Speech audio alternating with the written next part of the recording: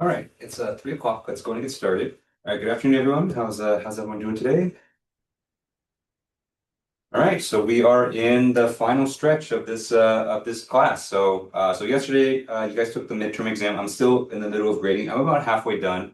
So I'm on track to finish by tomorrow. So I did want to finish grading it before the final class session. So if you did want to pick up the exam, I will have them ready by tomorrow. So you can come to class and pick it up, or you can come to my office to pick it up as well. I should have them graded before office hours tomorrow as well. Okay. All right, and so plan for today is basically just to do activity 6. So ANSYS activity 6, just like activity 5, is not going to be collected for credit. It's mostly just there for your guys' information. So activity 6 concerns a specific feature within ANSYS called modal analysis, which you can use to find the resonant frequencies of a structure. Now, this is very helpful just because, doing vibration analysis of a structure is actually one of the more powerful things that ANSYS can do, because that's not something that's easily tested for in reality. Even for all the simulations we've done up to this point, you can do a lot of that mechanical testing out in practice, but doing vibration testing is hard to do, especially for a wide range of frequencies. So being able to test the harmonic frequencies and resonant frequencies very easily within a structure is very powerful. And the good news is that it's very fast and easy too. Whereas, activity 5, sometimes those dynamic simulations can take a while. A modal analysis is done within 5 minutes. And so it's very quick to do. So it's definitely a good skill or a good tool to kind of have in your back pocket, especially going into the final project as well, because I know quite a few people are interested in doing the graduate component. So doing a modal analysis, I think, is a great option for that. Okay.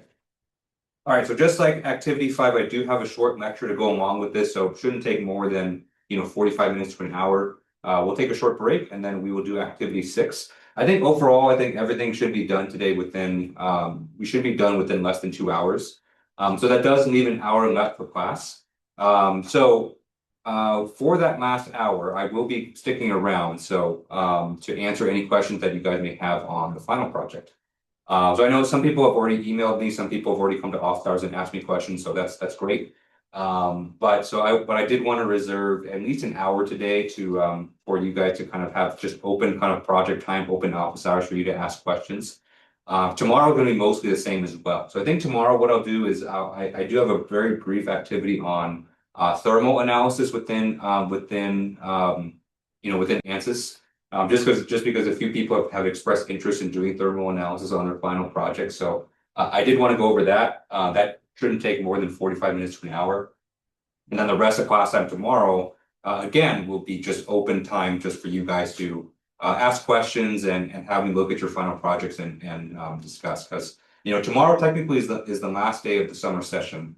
So I will be answering emails for the rest of the week up until when the final project is due. But obviously, the best time to get your questions answered is to either come to office hours or bring your project to class either today or tomorrow. Okay. All right, but with that, there's so we're pretty much in the final stages of the class, and so it's everything's kind of just really focused on the final project up until this point. Okay. All right, and remember, final project is due this Sunday. It is a hard deadline, so please make sure you get it in on time. I don't have a lot of time to grade these final projects just because just because the summer just ends very quickly. So I do need them all in by Sunday night just so I can get the grading done, because grades are due, I think, middle of next week. Please, make sure you finish your project and turn it in by Sunday. Otherwise, it's going to be hard for me to finish everyone's grades. Okay.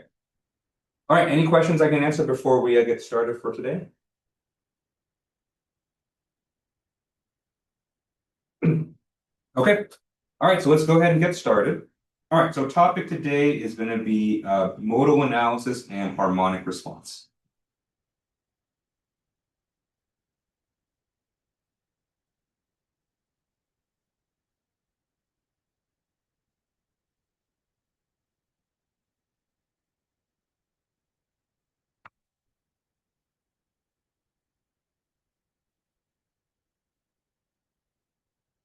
Okay.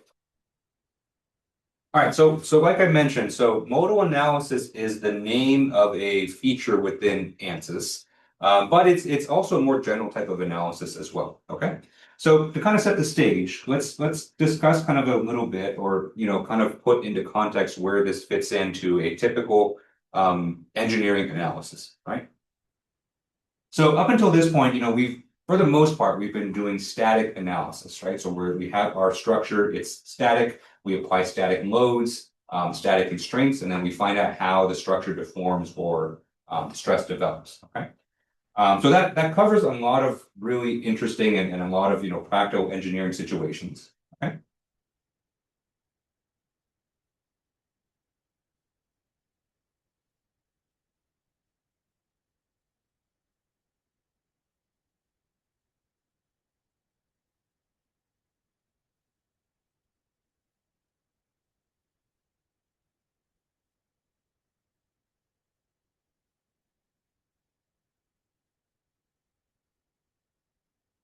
Okay.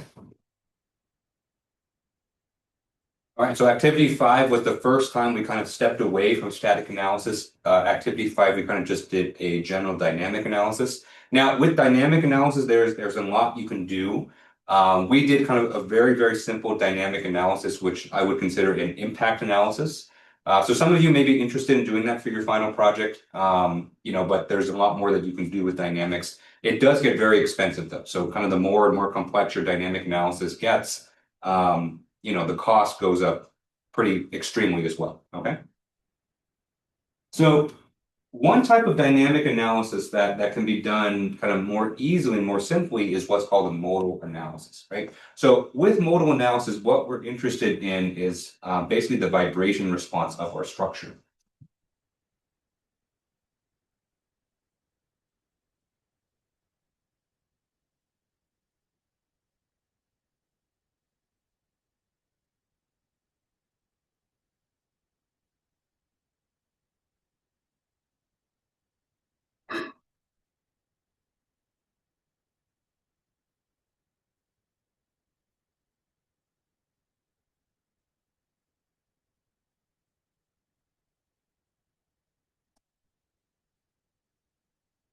Okay.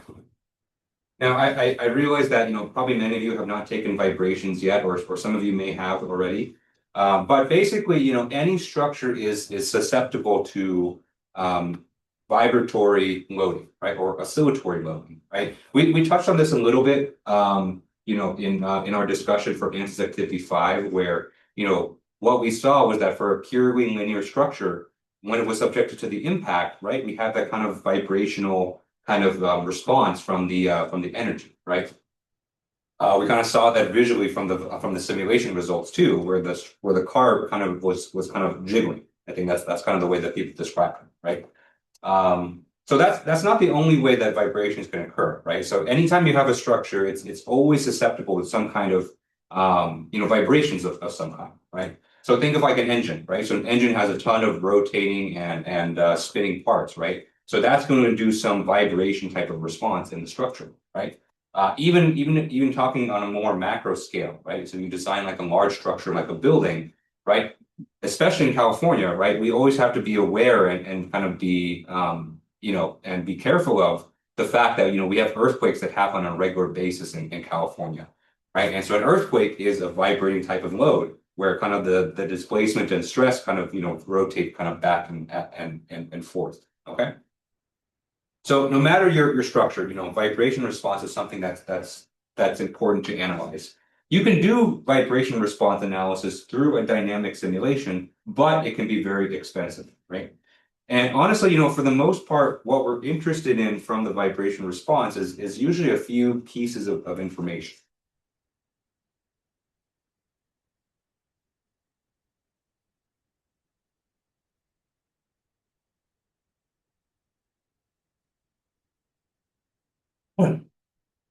So first and foremost, when you do a vibration analysis, what you're interested in is going to be the resonant frequencies of your structure.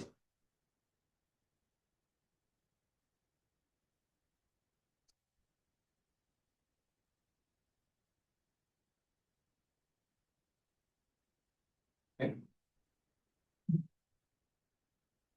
So every structure, no matter how big or small, has a certain amount of frequencies that cause resonance in that structure. Okay. Now, resonance hopefully is a term that you've heard of before, whether or not you've taken a vibrations class or not. You may have been introduced to the concept in like a 308 class or maybe your 250B class. But resonance is dangerous and something you generally want to avoid when you're making a structure. Okay.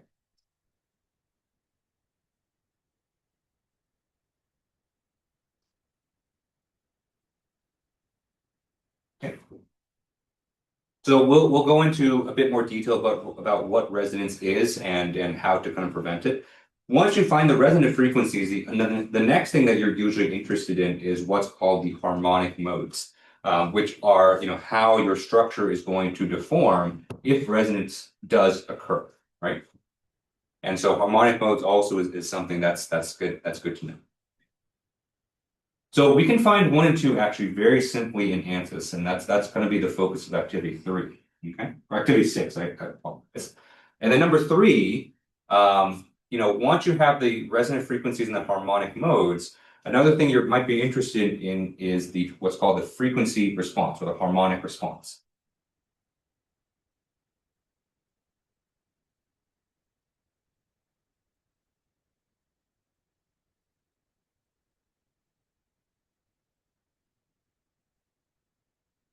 Okay.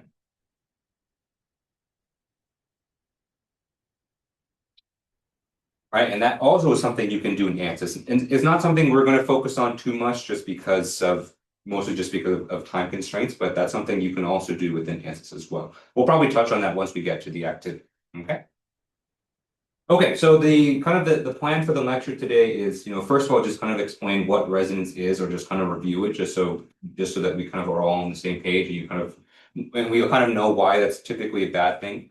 And then we'll talk a bit about what kinds of properties of your structure will influence those resonant frequencies. And then we'll talk more about the harmonic modes, and then that'll lead us into the activity. Okay. Okay, but that's the plan for today. So we're talking about vibration response, resonant frequencies, harmonic modes, modal analysis. Okay. Any questions on this before we continue from here? Okay. All right. So let's talk a bit more about resonance and describe what that is.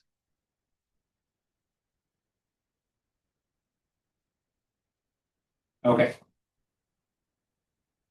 All right. So what is resonance? So resonance is what happens when you vibrate a structure or you kind of force the structure at its natural frequency. Okay. And so what happens when you do that? So when a structure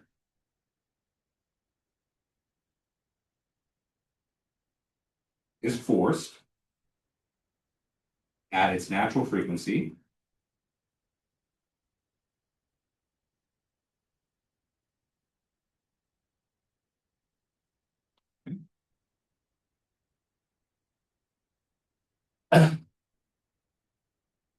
what happens in that situation is that very large amplitude deformations or very large amplitude displacements occur.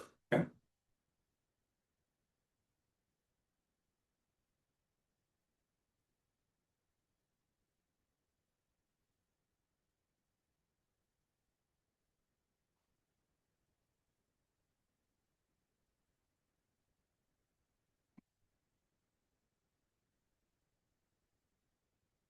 These displacements are so large that they almost seem unnatural when you kind of first look at certain applications or certain examples of resonance. Where if you look at how much force or how much energy is being put into the system, it's often pretty surprising just how much deformation, how much displacement can occur from that very small amount of force. Okay, the key here is that the force has to be occurring at the natural frequency. Okay.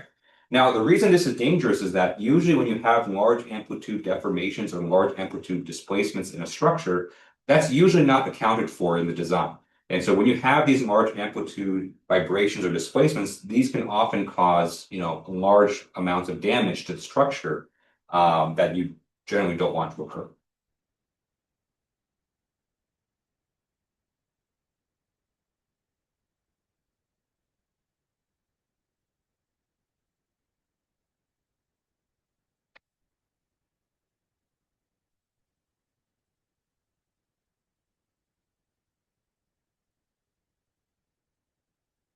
Okay. So to illustrate this concept, so this is not a particularly destructive example, but I think it's one that I think a lot of people have experienced, is swinging on a swing.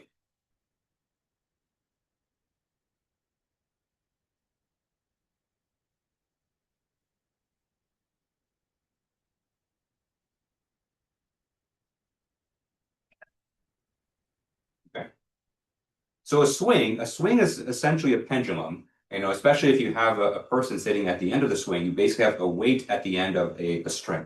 Right? So we have a swing that may look like this, right? And let's say that there's a mass at the end. I was going to try to draw a person sitting at the end, but I think probably better for everyone. I just draw a mass at the end. Okay. Okay. So when you're swinging on a swing, right? So generally what people try to do is they try to swing their legs in order to achieve the highest amount of height from the swing as they can. Right?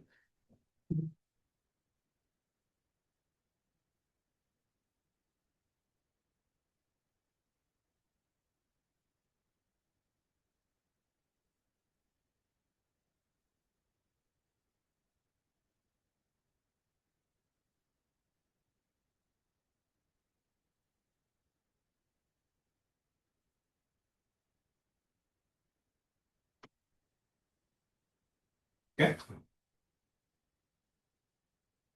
Right. So in the absence of someone standing behind you and pushing, right, the way that people will swing is that, they kick their legs up when they go forward and they kick them back, right? And so, but if you think about it, right, if you swing your legs too quickly, that usually is not good for generating momentum, right? So you swing your legs too quickly, it's not timed very well. You mostly just kind of stay in the same place. Okay. At the same time, if you swing your legs too slowly, the same effect occurs, right? You don't really go anywhere just because the timing is not right.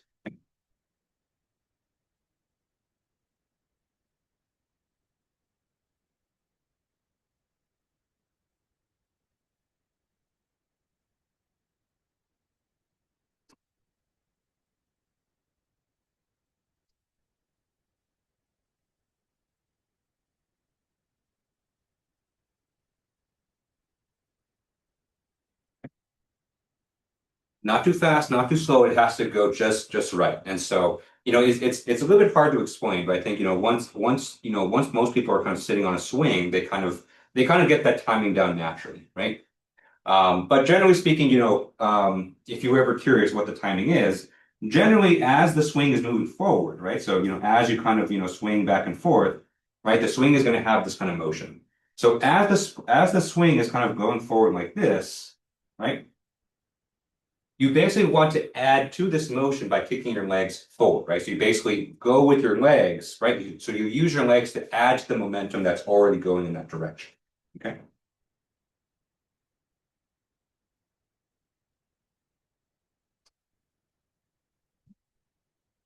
Whereas as the swing is going backwards, right?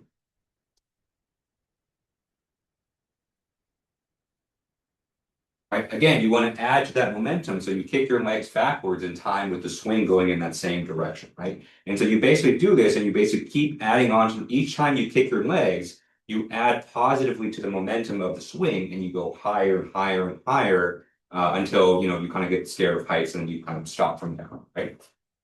So what you're doing in this case is that the leg kicks that you're doing is basically you're adding momentum, you're adding force to the swing at the same natural frequency of this structure.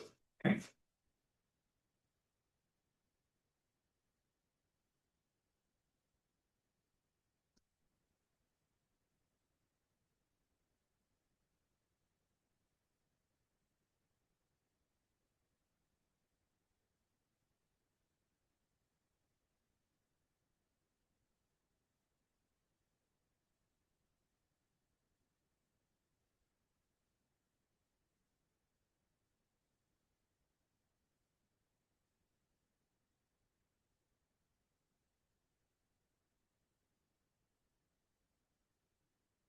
Okay.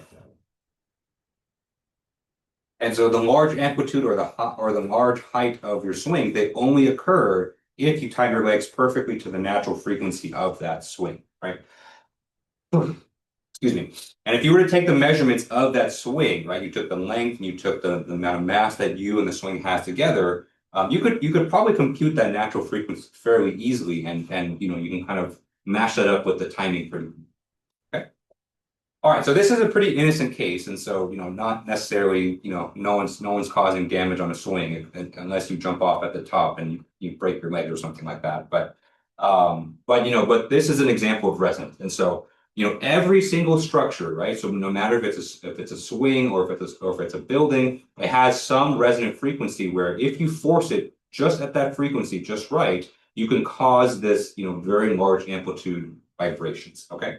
And basically what's happening underneath kind of the physical reasoning for this is that, because every structure just naturally likes to vibrate, as we kind of discussed in activity 5, if you kind of add forcing that kind of goes exactly in time with that kind of natural vibrations, you're going to keep adding energy and keep adding, momentum until the vibrations get too large for the structure to maintain. Okay. Okay, so that's kind of the idea of resonance, where you basically take if you can vibrate a structure or force a structure right at its natural frequency, it's going to cause these large amplitude vibrations. All right, any questions on this so far? Okay, good. All right, so that's the idea of resonance, but of course, let's talk a bit more about what we can use actually for our engineering design. All right, so let's talk resonance in structures.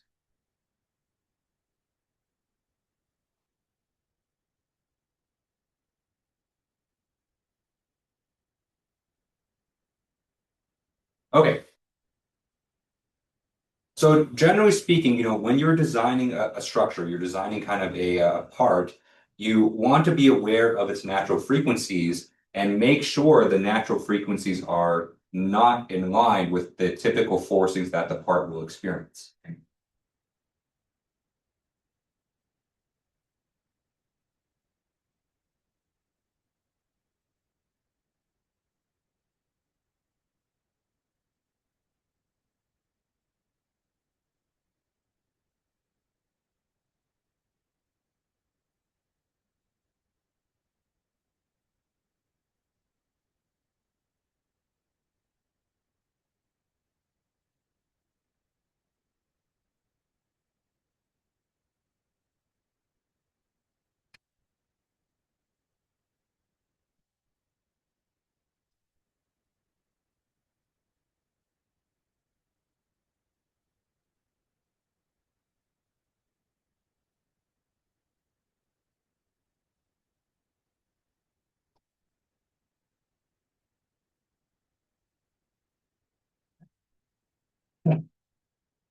But resonance, generally, you want to avoid. So resonance sometimes can be really cool.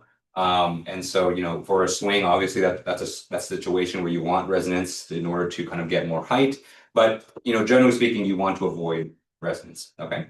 Another example of resonance that may have been brought up in a previous class where you've kind of been introduced to this topic is breaking a wine glass. And so, if you're a very talented singer, an opera singer, what you might have seen videos of people doing this, where if you sing or you kind of project your voice at a wine glass at perfectly the natural frequency of that wine glass, right? Because your voice and sound is nothing more than just vibrations in the air, right? And so if you can maintain your voice at the natural frequency of the wine glass, you can actually cause it to break without applying any kind of shattering force to it at all, right? You just basically you just sing at the wine glass and cause it to break. Okay. So that's kind of what can happen to your structure. So you don't want it to break. So for example, right? An example of a very typical engineering vibration analysis, right? And so let's say that you're designing a part that's going to go on an automobile engine, right? Where your automobile engine has a certain RPM or rotations per minute of the components of, like, say, the pistons or the rotating components, right?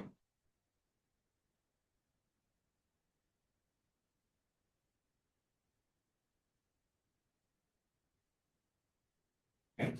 So any part that you design that's going to be on that engine, and even for any part that's going to be on the car at all, right? they should have natural frequencies that do not align with the RPM of the engine.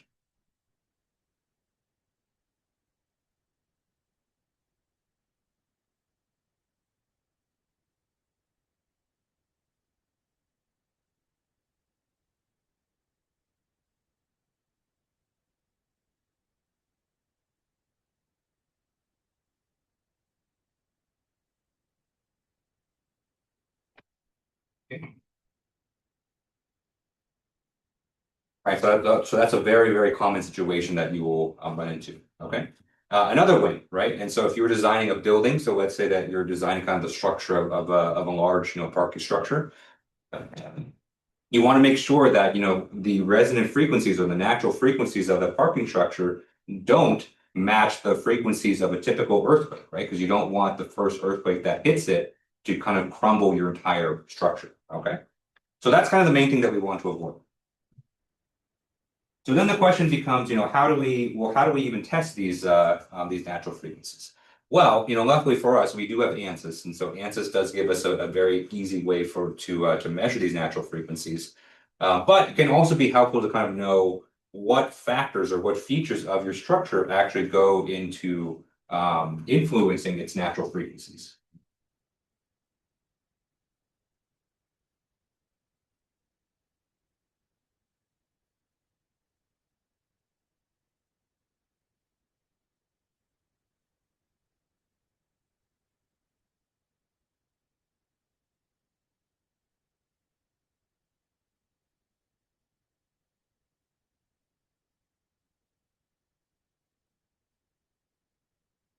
Right? All right. So the first property to be aware of is the geometry.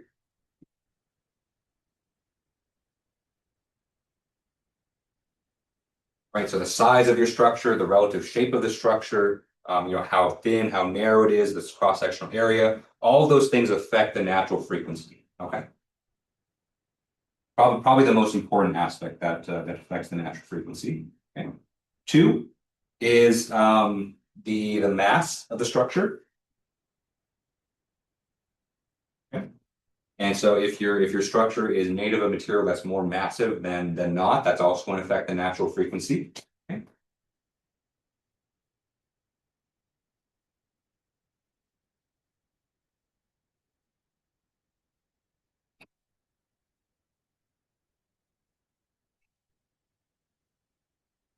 All right, and then the final factor that can affect the natural frequency is called pre-stress, which is kind of another term that we could use to describe its loading conditions, its constraints that it's being subjected to as well. Okay, so you can apply static forces or dynamic forces in some cases to a structure to also affect its natural frequency.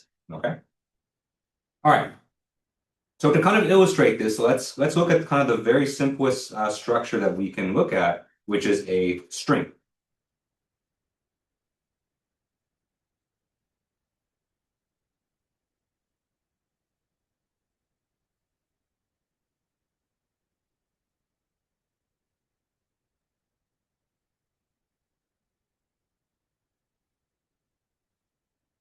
Okay. Now, a string isn't a structure. I get that, but the nice thing about a string is that we do actually have an analytical equation that we can use to compute the natural frequencies, and so that's not typical. So while there's a formula to compute the natural frequency of a string, there's not really one to compute the natural frequency of a car, right? So that one we need a bit more advanced analysis, but at least you can kind of get a sense of kind of of how a string behaves to kind of give you some intuition in terms of how the natural frequency is affected for other larger, more complex structures. Right? Okay, so for a string, excuse me. Okay, so a string looks like this. So let's say we have a string that's attached to a wall. It has a certain length.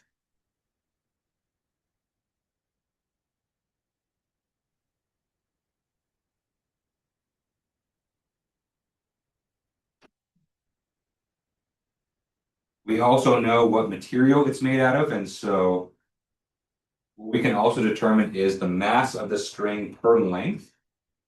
So kind of like a density, but kind of like a simplified density, where density is usually mass per volume. But for a string is only just a one-dimensional kind of structure, and so we're going to just describe it as a mass per length. Okay. And then to make sure that the string is taut, we can apply a tensile force as well. Okay, so the string has some stress that's being associated. That's going through its structure as well. Okay. Okay. So for a string, in this scenario, the natural frequency of that string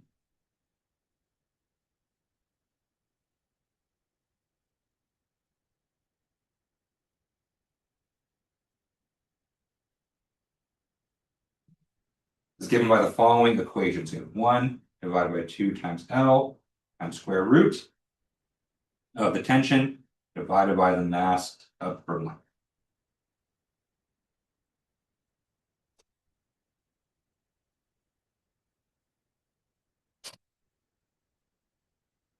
Okay. Okay. So from this simple formula here, you can see that we have all three components or all three kind of properties that we kind of mentioned here are represented in this equation, right? So first of all, we have the geometry, right? So the geometry, there's only one characteristic of geometry for a string, which is its length, right? But you can see the length of the string actually plays a big influence on the natural frequency. So this length here represents the geometry.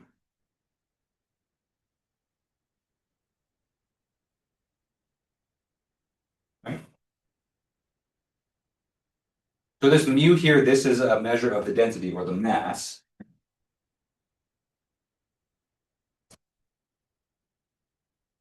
And then the tension T, this here is a representation of the pre-stress. And so changing any one of these factors, so let's say we got a longer string, or let's say we got a string of a different material, so different mass, or we apply more stress or more tension to the string, all of those are going to affect the natural frequency. Okay.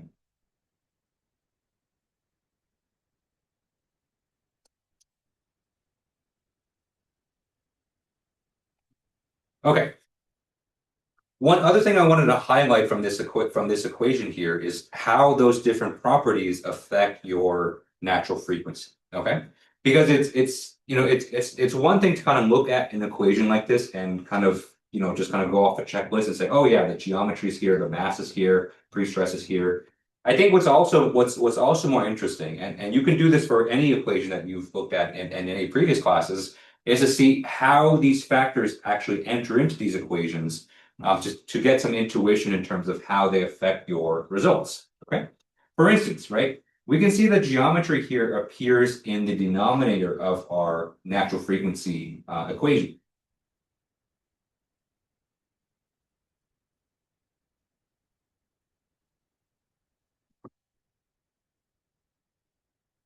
Okay. So what does that tell us? And so what that tells us is that increasing the size of the geometry, so in other words, for a string is very simple, just increasing the length, is going to reduce the natural frequency, right? Because it's in the denominator.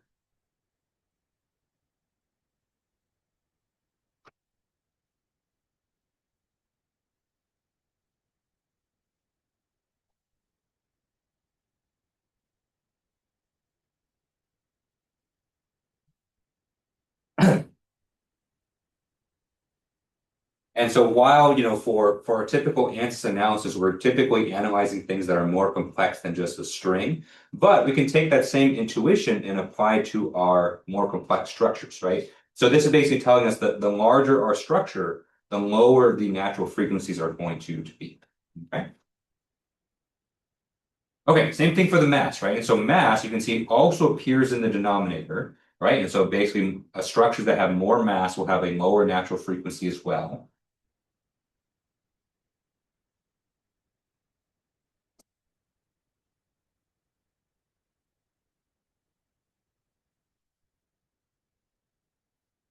Okay.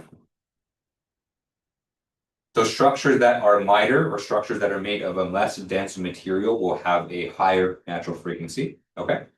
The other thing to note here is that it appears under a square root, right? And so the influence of the mass or influence of the material properties is not as strong as the geometry.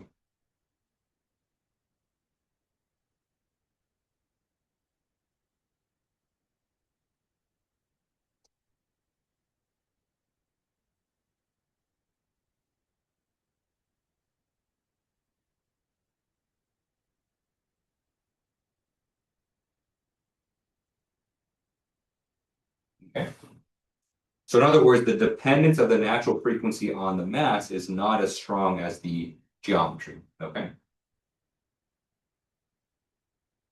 All right, and then finally we have the pre-stress, And so, pre-stress is the only property here that appears in the numerator, right? So the more pre-stress, the more tension that you put on the structure, generally you expect the natural frequency to increase with that. Okay.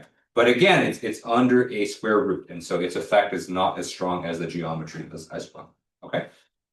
Okay, so this is always a fun exercise to do. Well, fun for me, but I'm kind of an engineering sicko, and so it's always cool to kind of look at maybe some of the other equations that you've had in your previous classes and think about how do the various properties or how do the various variables or parameters how do they affect your results? Okay, and so while in practice you're going to be looking at situations and geometries that are more complex then these equations may occur. But the intuition or kind of the trends that you kind of understand from these simple equations are often translatable to the more complex situations, and they can often help you with your design and analysis. Okay. Okay. All right. So that is our equation for the natural frequency of a string. So very simple equation, but you can see there's a lot of really cool information we can kind of take away from. Any questions on this?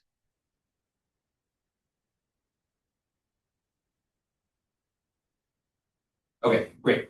Okay, so now that we're familiar with the natural frequency, we kind of have a good understanding of resonance and what happens if you do that. If you force a structure at its natural frequency, let's talk about harmonic modes.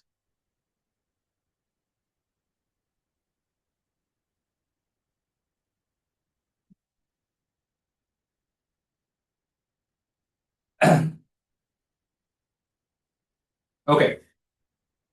So what we just finished talking about was that, now that we know how to compute the natural frequency, or at least, we have an intuition for what factors influence it, the next question to ask is, what happens if we do achieve resonance, right? How does the structure actually respond? Professor Tron.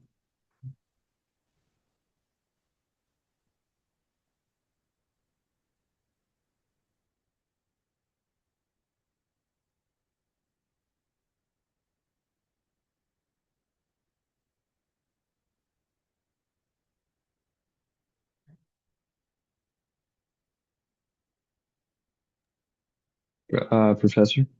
What's that? Yeah, so I'm kind of thinking about fatigue and some of fatigue and static kind of loadings and stuff like that. I was kind of wondering if so theoretically if we have a um, if we have something that we've kind of predicted to have an infinite life based off of force kind of being small enough. Hmm? Uh, that like how do we it's possible that it may fail beforehand if that force is basically at the correct timing. Like for like an engine part or it just depends, I guess. I don't know. It- So, like so resonance is an acute phenomenon. It's not necessarily related to fatigue.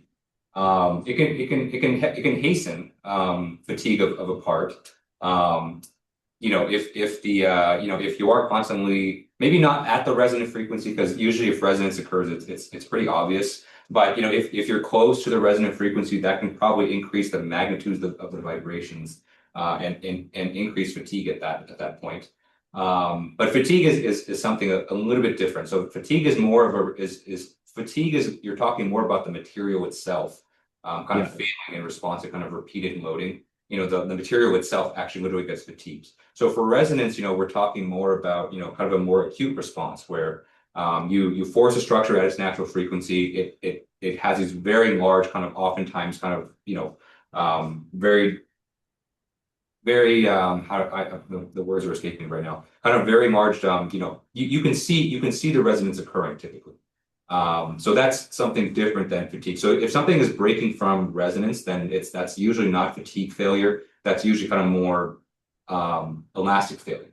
But if you are experiencing vibration loads that are close to the resonant frequency, where maybe it's not enough to cause natural resonance, but it can fatigue the material faster. That does occur, but then that's a little something a little different than kind of what we're talking about. Yeah. So could it happen that a resonance causes fracture or a failure even within the predicted infinite life cycle? Or does it just the force? Okay, Yeah, it could. Yeah, so that's one way that a structure can fail in response to resonance, where maybe like internally the deformations and the stresses get too large, and you get kind of internal fractures, internal cracking, that can just cause the entire structure to kind of fail from there. gotcha. Okay, so how does a structure respond if resonance occurs? So if you do have resonance in a structure, you'd be surprised that actually there's a certain way that the deformation actually forms within the structure in response to the resonance. Okay.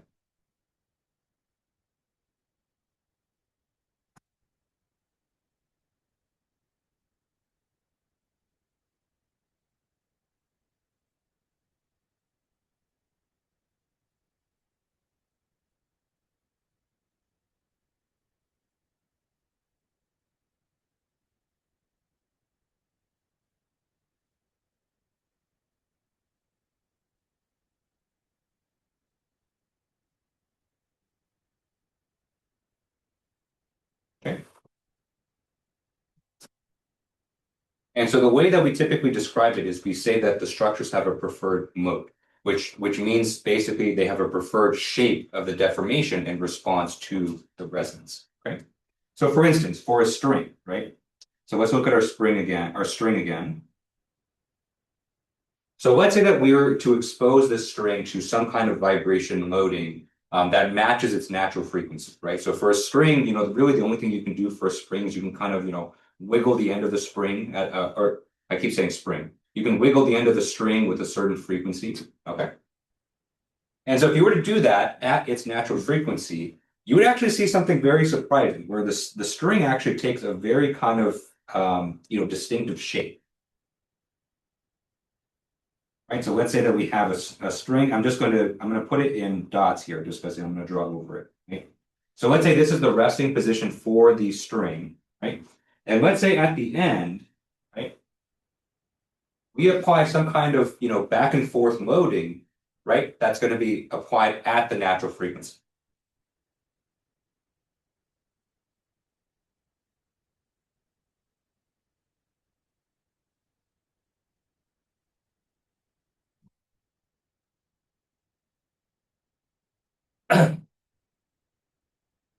Okay. And so what typically happens is actually something like this. And so the string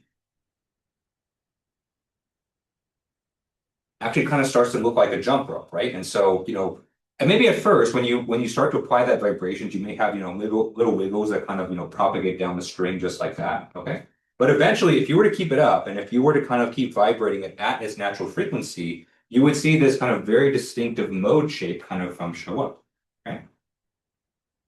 All right, so this shape right here is what we call the harmonic mode.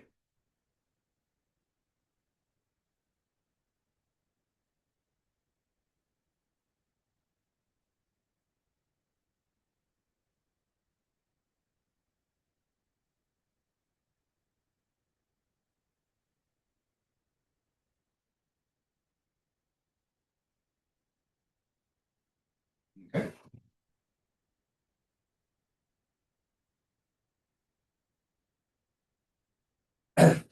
Right? Intuitively, what you kind of think of it as, all those little vibrations that you're applying, they're kind of They keep adding on top of each other, just like a swing, right? So remember we did that swing example earlier, right?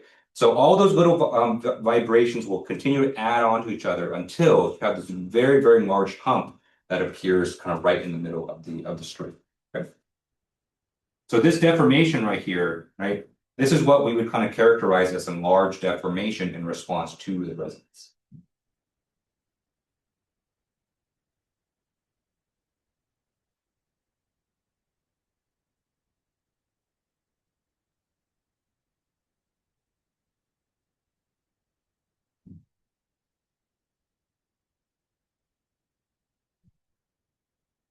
And in fact, if you were a kid and you did jump rope, right? You can tie the jump rope to a wall.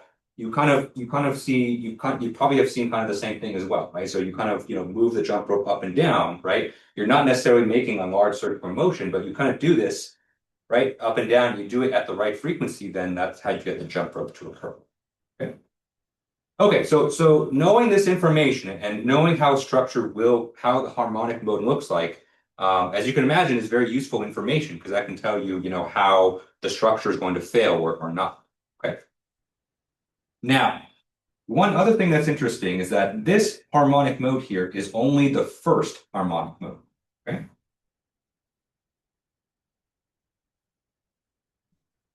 There are others actually. And in fact, there are actually other resonant frequencies as well, right? So there's always a natural frequency of the structure, which is usually given by that one, or an equation like it for any given structure. But there are more frequencies that can actually cause resonance.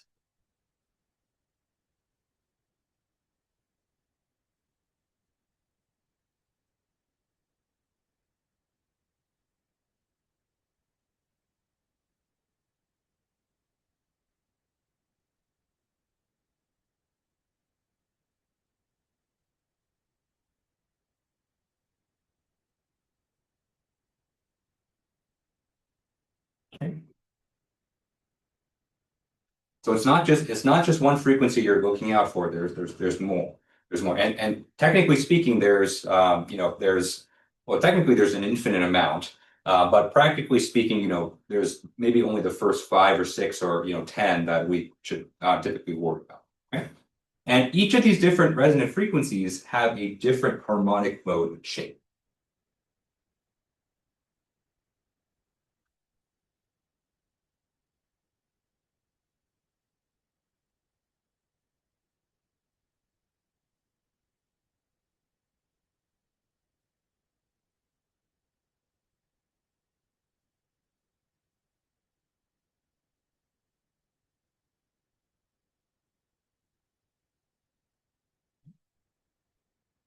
So for instance, for a string, right, we can look at the second harmonic mode.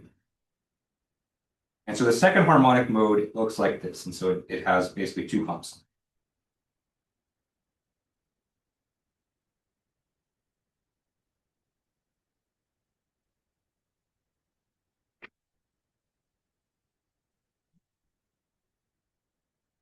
We can also look at the third harmonic mode. Okay, so the third harmonic mode has three humps to it.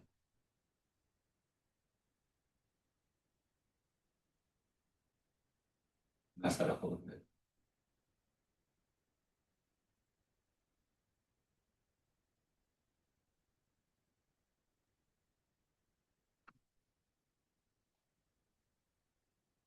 Okay. And so on and so forth, right? And so you can kind of look at higher and higher modes. So for a simple structure like a string, right? Each of the higher order modes, the frequencies associated with that are just integer multiples of the natural frequency.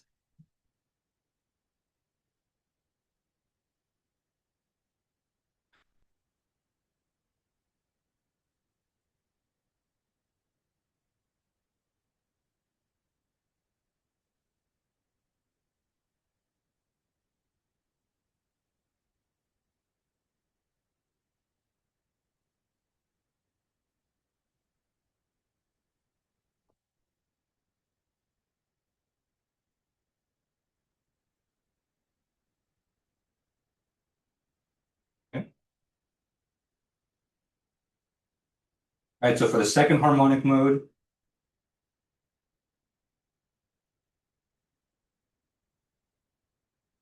the frequency associated with that one, in order to get that mode shape, you have to do double the natural frequency. Okay, so F2 is equal to 2Fn. For the third harmonic, okay, we have to go 3 times that. So F3 is equal to 3F. Okay.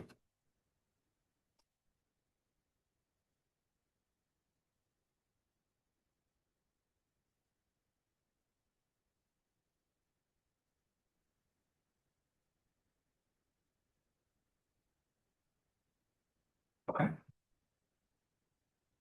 So that's typically how resonance and harmonics are typically kind of introduced in other classes, where you look at the string, you look at its harmonic modes, and what they tell you is that the higher order modes, everything is just an integer multiple of the natural frequency. Okay.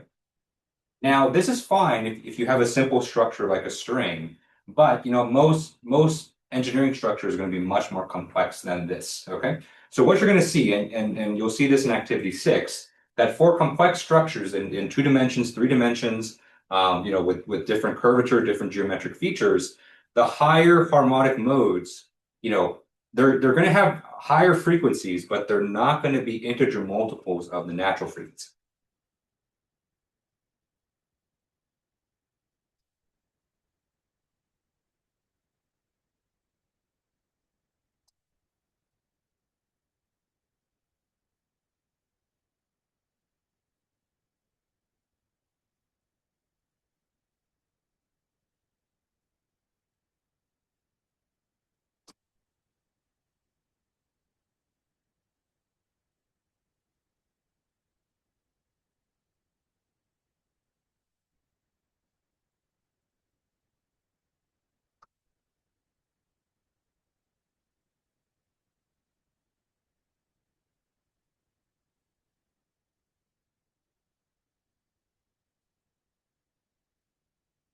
Okay. So don't be alarmed. So, when we do modal analysis in activity 6, right? Don't be alarmed when you see the higher frequencies are not necessarily integer multiples of the previous one. Okay. But one thing is always true is that the natural frequency is always the lowest resonant frequency.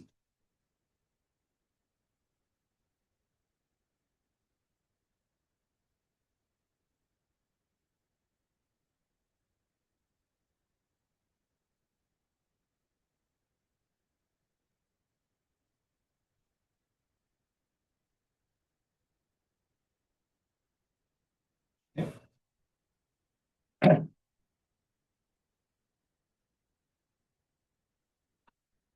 Okay.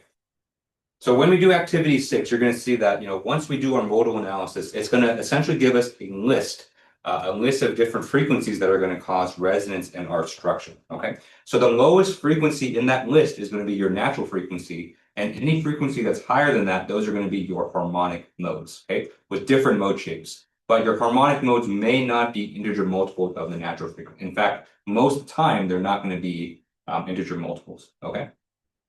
The reason for that is because of the geometric complexity. You have your structure is basically a different size and has different features in different directions. That's going to cause different frequencies of resonance to occur in those directions. Okay, and you may have directions that may not necessarily correspond to just the traditional X, Y, Z. Right, you may have resonance that occurs in kind of a diagonal direction as well. Okay, so ANSYS. The good news is that ANSYS can analyze all of these and give you a kind of a very easy list from that. Okay. Okay. Any questions on this before we introduce modal analysis in ANSYS?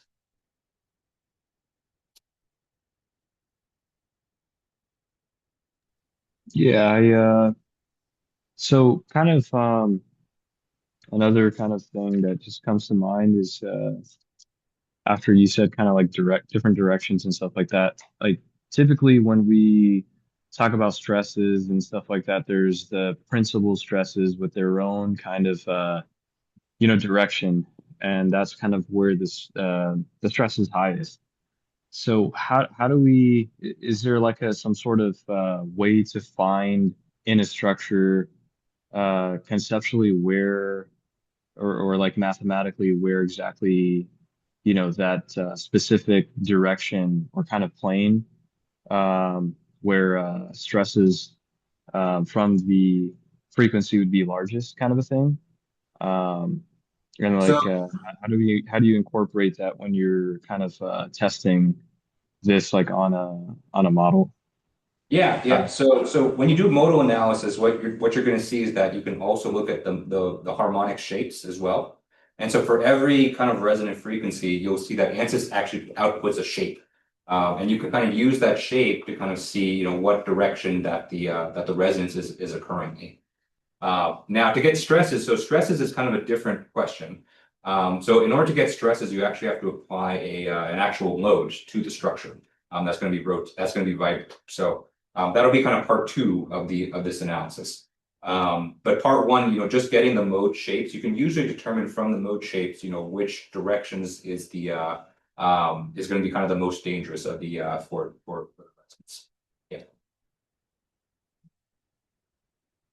And another thing is like, so typically are the higher frequencies, at least in the case of the simple kind of string, are those higher string frequencies more dangerous than the natural frequency kind of a thing, or it just Actually, kind of no. depends? Actually, no. So usually the frequency you want to be most aware of is the natural frequency, which is the lowest one, because that's the one that usually has the highest deformation magnitude, right? Because it's so Oh, okay. you can kind of see that on the string here as well, where on the string, right? I didn't draw it that well, but for the first harmonic mode, you have this very pronounced peak of deformation. But as you kind of go up in the harmonic modes, these peaks, even though there are more peaks, they actually kind of get smaller and smaller in magnitude. And so, you're not usually not as worried about those higher order modes, just because the deformation is just not going to be as large as the natural frequency. That's why the natural frequency kind of has its own kind of special name, because that's the one you usually want to be the most aware of. And even practically speaking too, it's usually when you apply vibrating loading, you go from the bottom up, right? So when you start to vibrate, you don't start at a million RPM. So you start kind of slowly up from there. And so usually you're going to hit the natural frequency first when you kind of first start to apply vibration load. Um, it's always good to be aware of the higher order modes, especially if your structure is going to be operating in that range. But generally, the one that's going to cause the most damage is the first mode. Gotcha. That makes sense. All right. Any other questions before we get into modal analysis? Okay. All right. So let's talk about modal analysis and ANSYS and how to set that up.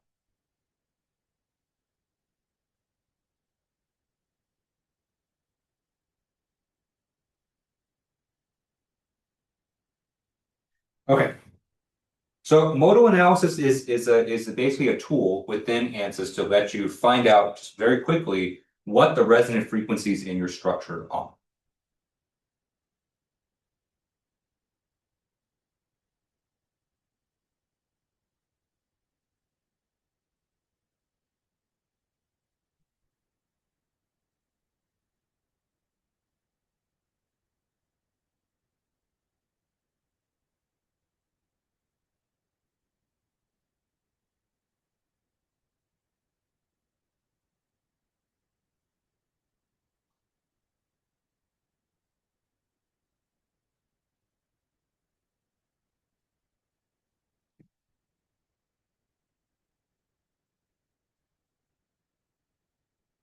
All right.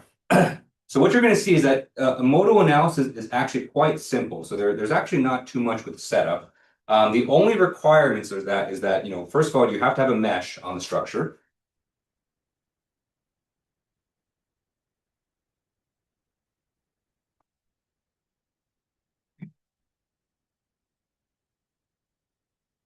Right? So that's a given, right? So a mesh is required for any finite element analysis. And the only other thing that you need is some kind of fixed support or enough constraints to prevent rigid body motion.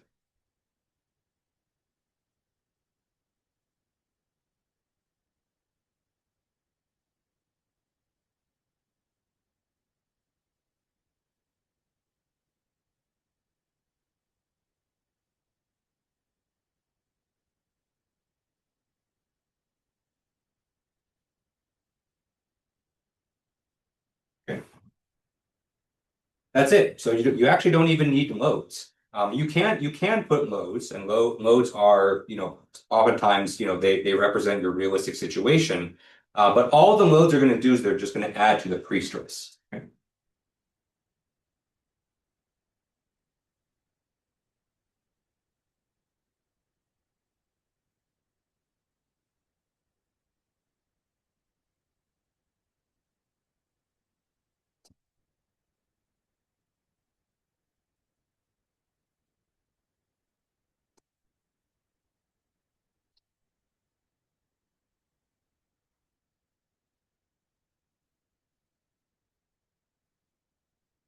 All right. So you can run a modal analysis kind of completely on its own, and oftentimes that's fine. It's often very simple to set up. But one thing you can also do is that a lot of times when you are doing a finite element analysis, you're going to be doing a static analysis anyway. And so just to kind of save you just a little bit of time, and it is kind of a minuscule amount of time, is that you can actually link your static structural analysis to a modal analysis so that it can share information on the loads and constraints and your mesh.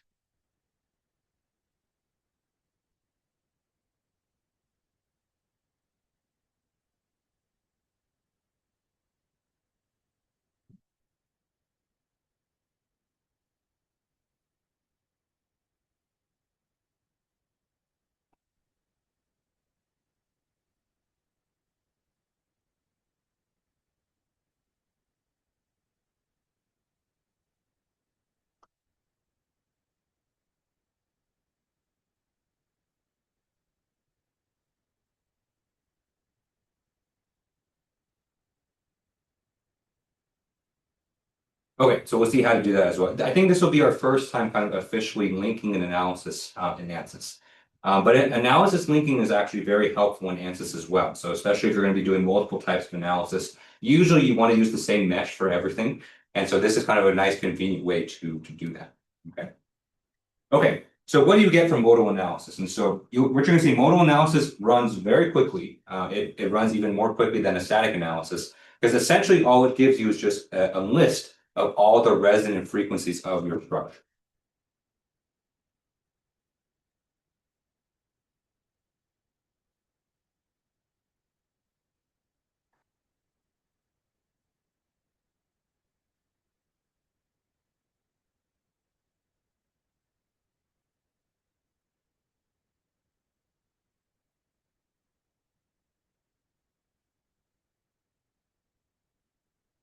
Okay. So it's very straightforward. So you have your structure, you mesh it, you apply the boundary conditions, and then you just run it, and you get a list of frequencies. Okay. Now the interesting thing that you can do is that for each frequency that's in the list, you could have ANSYS also show you the mode shape or the harmonic mode.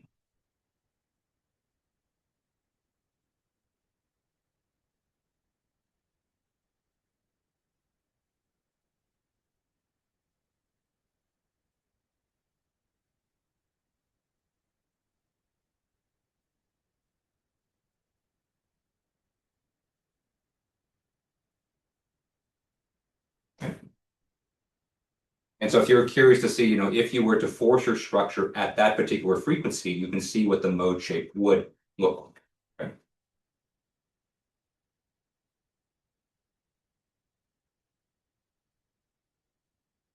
Okay. So with these mode shapes, I do have to give you a word of caution though, because the way that ANSYS shows these mode shapes is they show them as if they were a deformation plot. Okay. And it's one issue that I have with the modal analysis.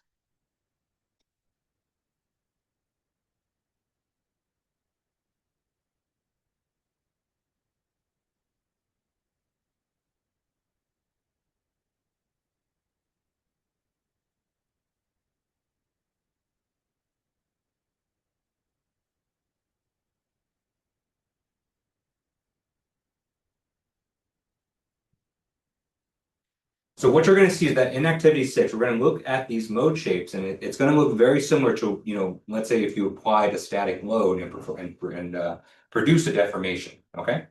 What you have to be careful of here is that, these are not true deformations.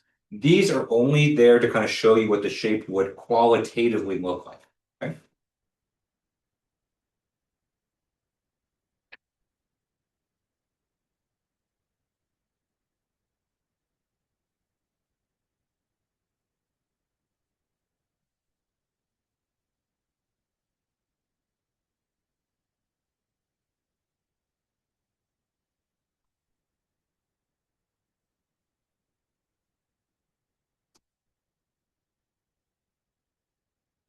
So don't be fooled, right? So don't be fooled by these mode shapes and think, oh man, my structure is going to be deforming by 1 meter. That's not going to be the case. Okay. So those mode shapes are just there just to illustrate what the shape would look like, but it's not an actual deformation. Okay. So to get actual, resonant deformations, you actually have to apply a vibrating force. Okay. Which we haven't done at this point. We're only looking at the mode shapes.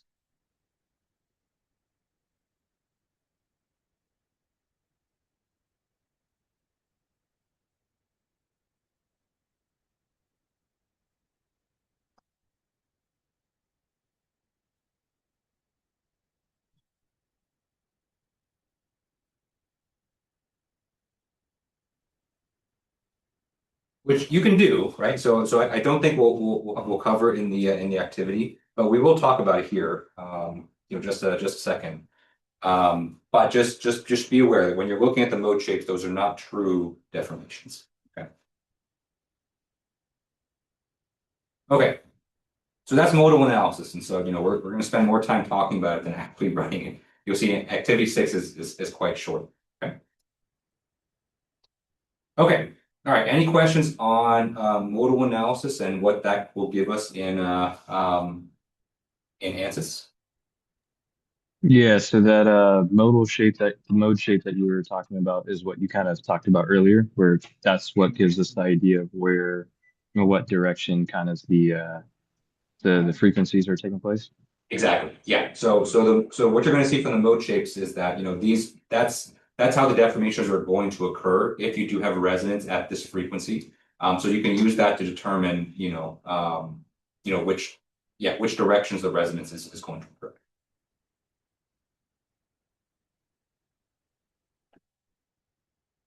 Okay. All right. So one last thing I'll mention here, even though I don't think we'll be doing this in the activity, um, is to kind of answer this question of, if you were to apply like an oscillating load, what would the magnitudes of the deformation would be? And so to do that, you actually have to do a separate kind of analysis called a harmonic response analysis.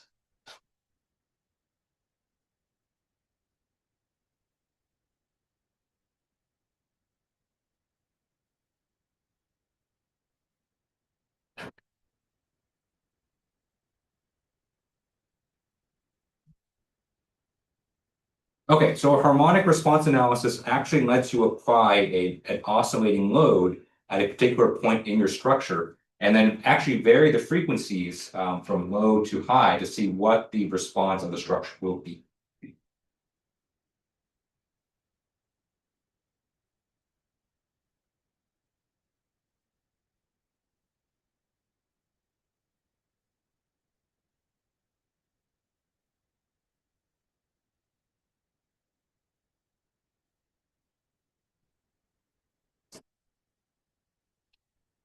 So when I say applying an oscillating load, you do have to specify what the load magnitude is going to be.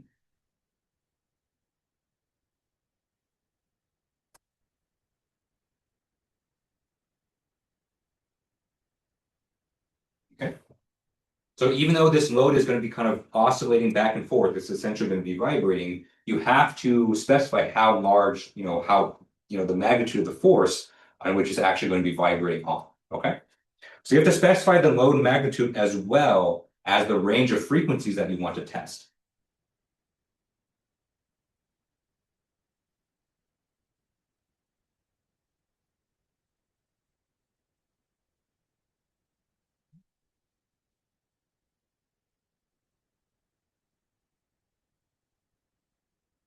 Okay. So for example, right, so I'm going to draw my favorite example structure, which is the cantilever beam.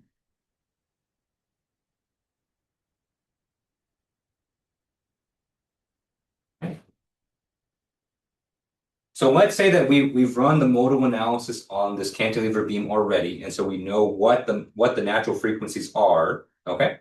But we want to say, all right, we know that from our application, we know that this beam is going to be subjected to an oscillating load, let's say at the very end, okay?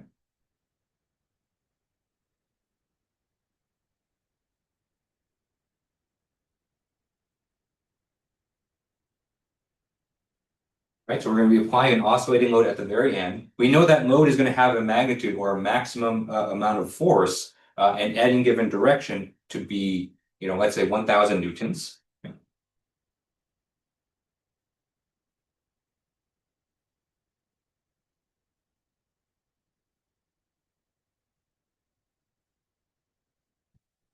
And then the frequencies,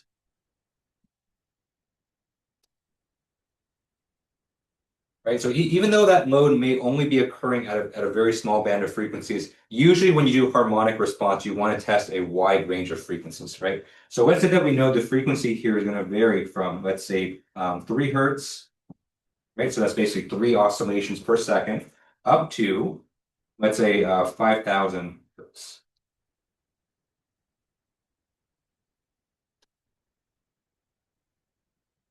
So what the harmonic response is going to do is that it's going to test and see how the structure is going to respond with a 1,000 Newton load varying from 3 hertz up to 5,000 hertz. Okay.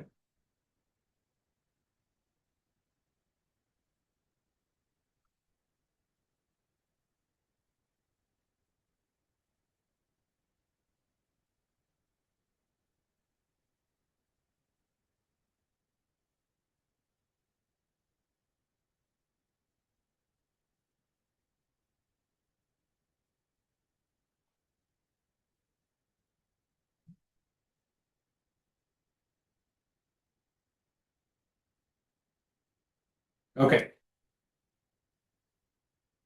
So this is an analysis you can do in ANSYS. It's under harmonic response. And the main output from this type of analysis is what's called a harmonic spectrum plot. Okay.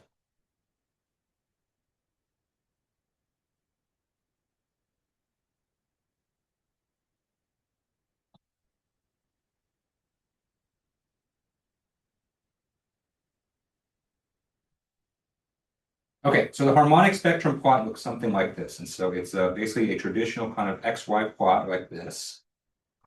Okay.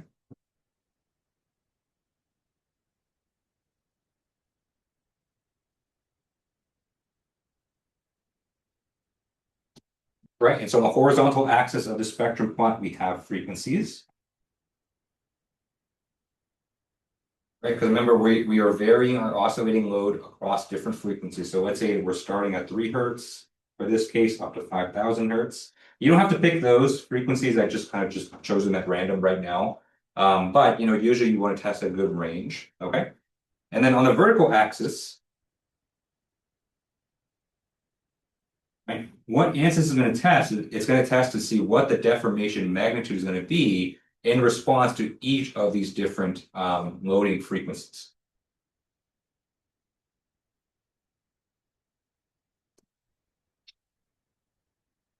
Okay. And so it's going to produce a plot that looks like the following. All right. And so the plot may look something like this. Where you're going to see that the deformation magnitude is going to change depending on the frequencies, right? So there will be certain frequencies where the magnitude is going to peak, right? So wherever you see the peaks here, those are typically going to be your resonant frequency, or they are your resonant frequencies. Okay?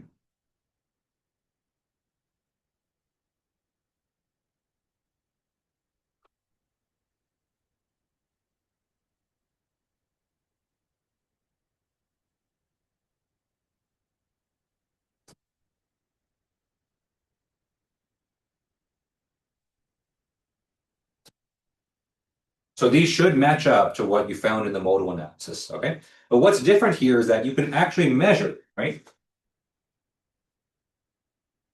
And you can actually see, based on the spectral plot here, what the deformation magnitude is actually going to be, right? So if you were to actually apply a force, right, this is actually true deformation because this force that you're applying has actual magnitude to it. Okay. So usually what you're interested in is not really the frequencies, although it's always good to confirm that those are indeed resonant frequencies. But wherever your peaks do occur, use that to see, what the deformation actually is in resonance.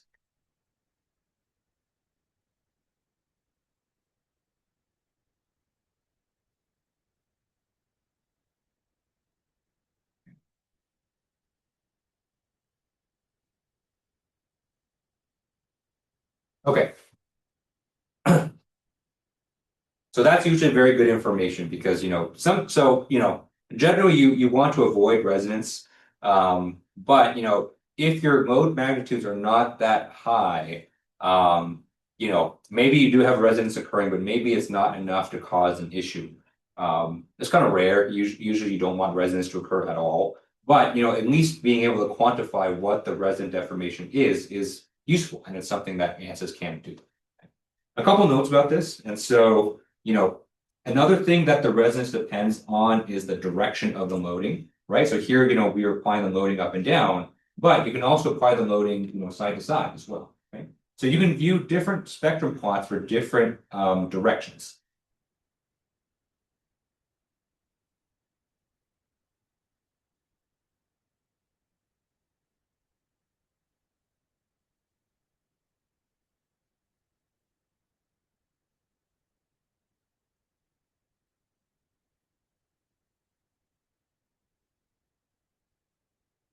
Okay. And so ANSYS actually gives you a very easy, kind of convenient way to change the direction um, of the loading. Okay. And another thing is that if you did want to do a harmonic response, you have to link it to a modal analysis. So a modal analysis has to be done first in order to basically load those frequencies into the harmonic response.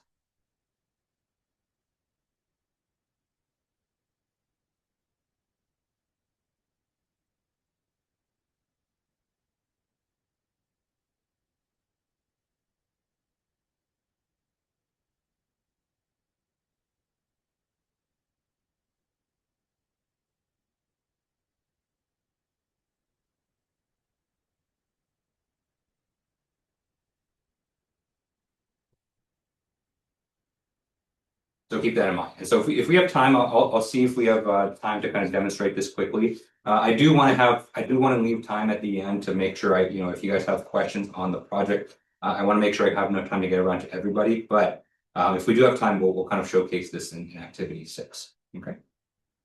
All right. Any final questions before we head to break for today?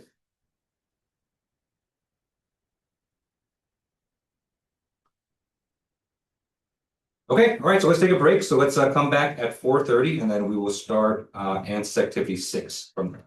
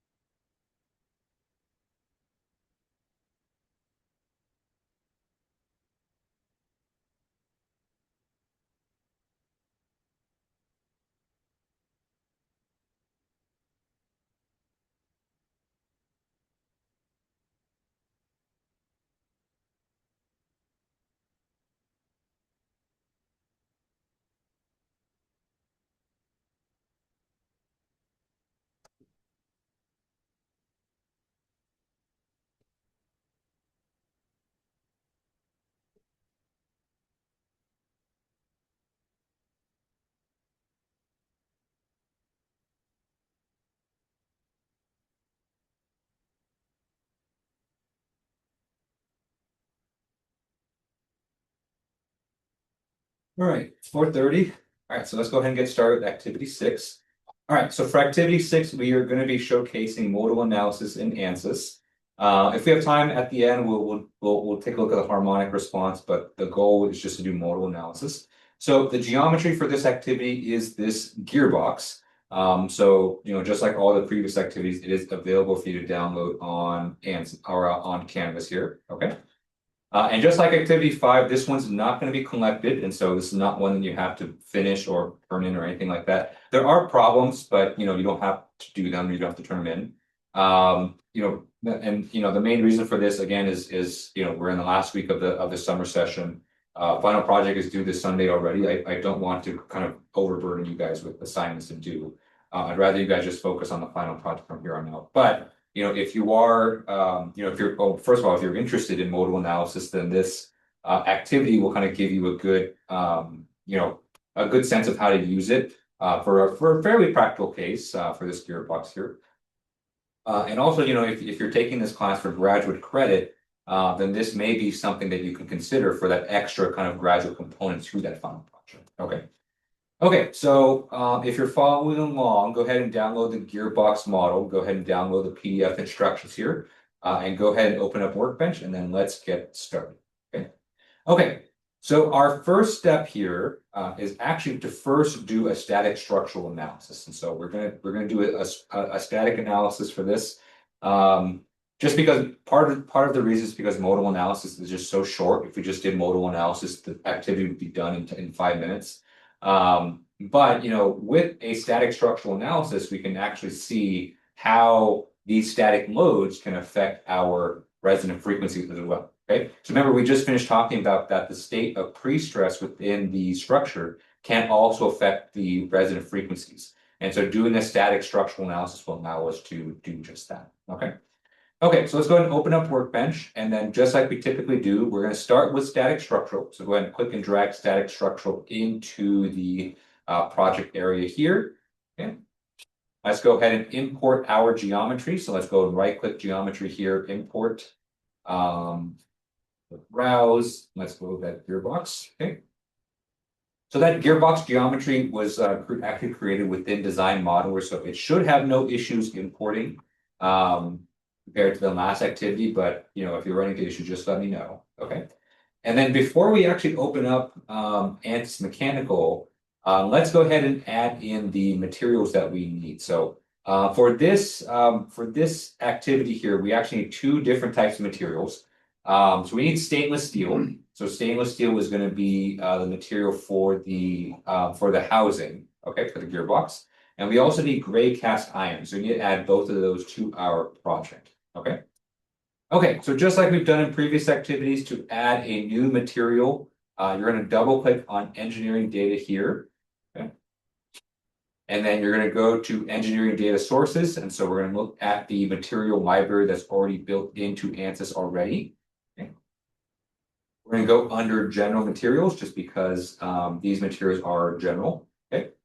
So we're going to go ahead and add the gray cast iron. So remember, to add a material, you're going to click on this plus arrow here. That's going to add it to our project. Okay.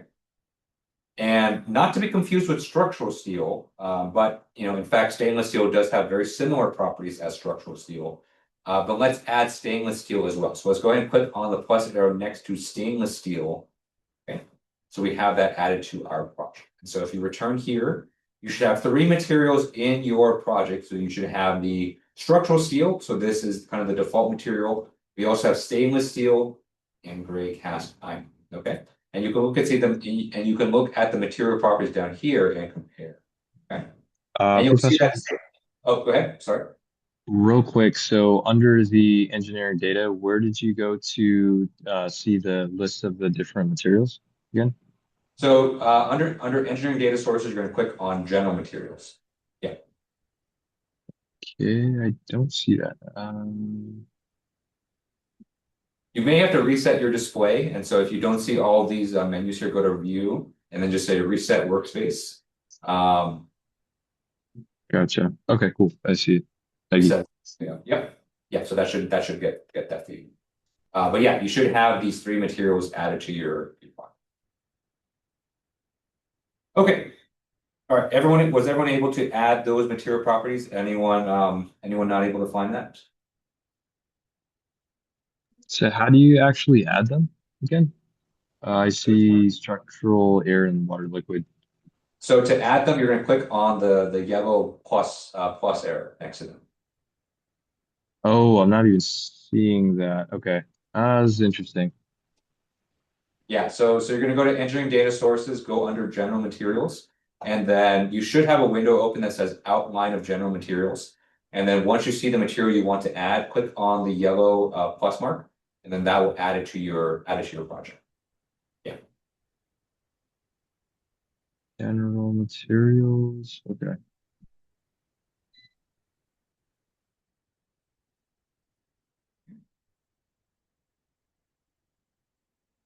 All right, so there's instructions in the PDF too, and so if you kind of start to fall behind, then there's instructions here too. But yeah, if you're having trouble finding these windows, you may have to go to View here under Engineering Data Sources and just make sure that all four of these are checked here. So the outline, the properties, the table, and the chart, right? And so if one's missing, right, you can click on that, and then that'll open up the window again. Okay, cool. Okay, all right. So with the material properties added, let's go ahead and open up ANSYS Mechanical. Okay. So remember to open up ANSYS Mechanical, you're going to return to the workbench, you're going to return to your workspace and double click on Model. And so that's going to open up ANSYS Mechanical. And that's going to take a couple minutes. And so, let's go make sure you go ahead and click that and just make sure that your computer will have time to catch up.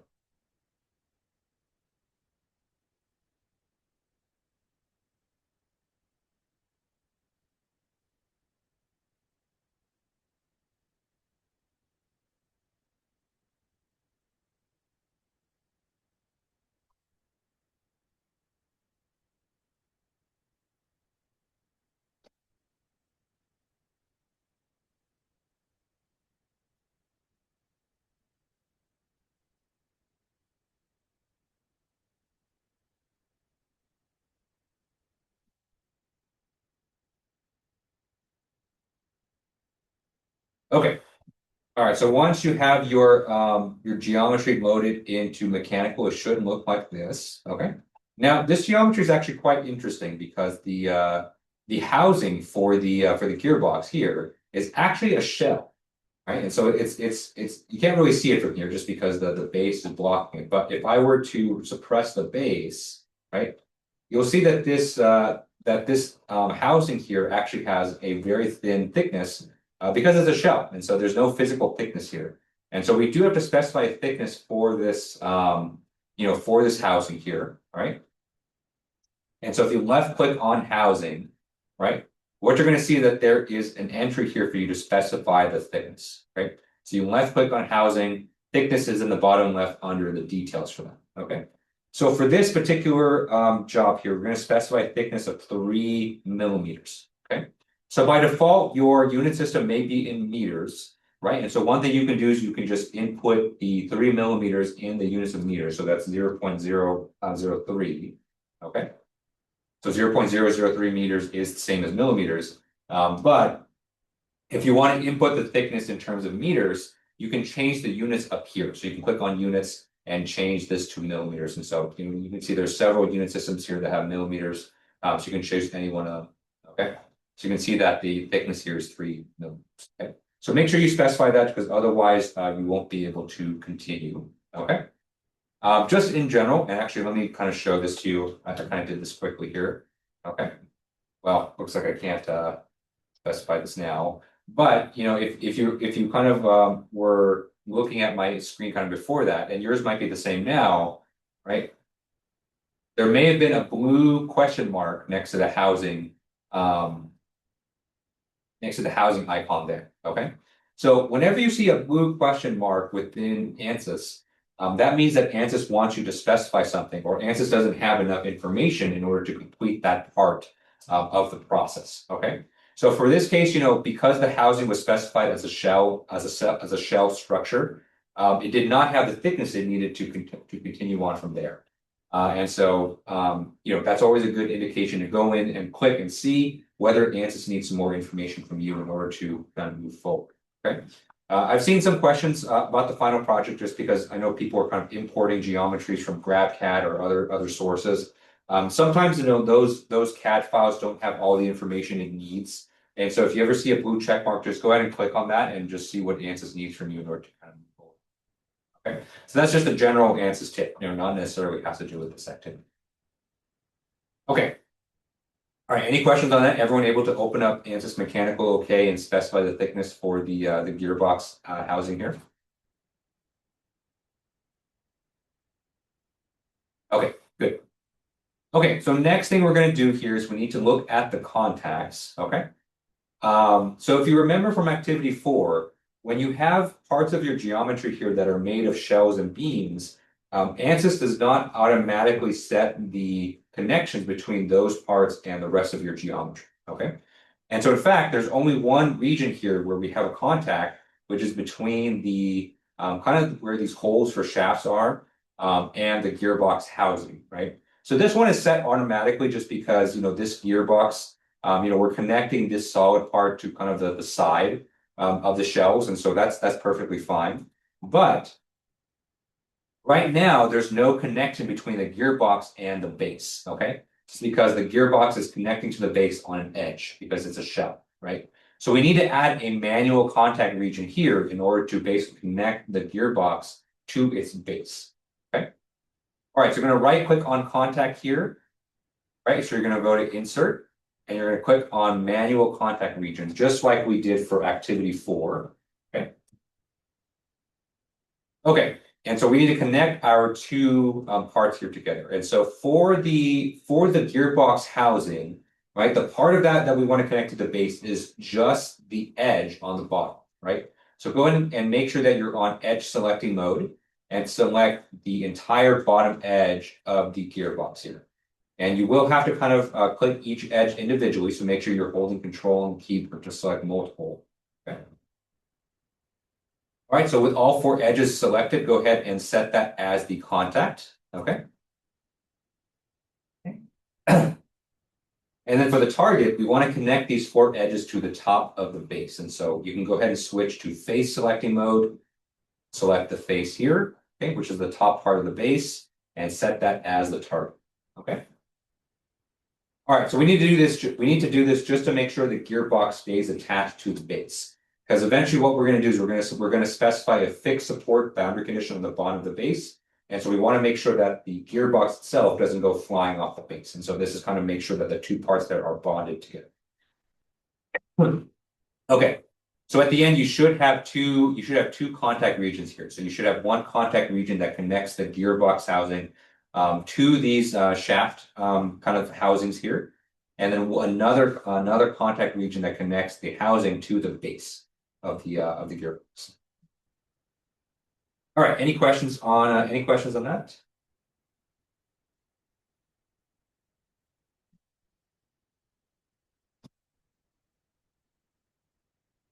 Okay, good.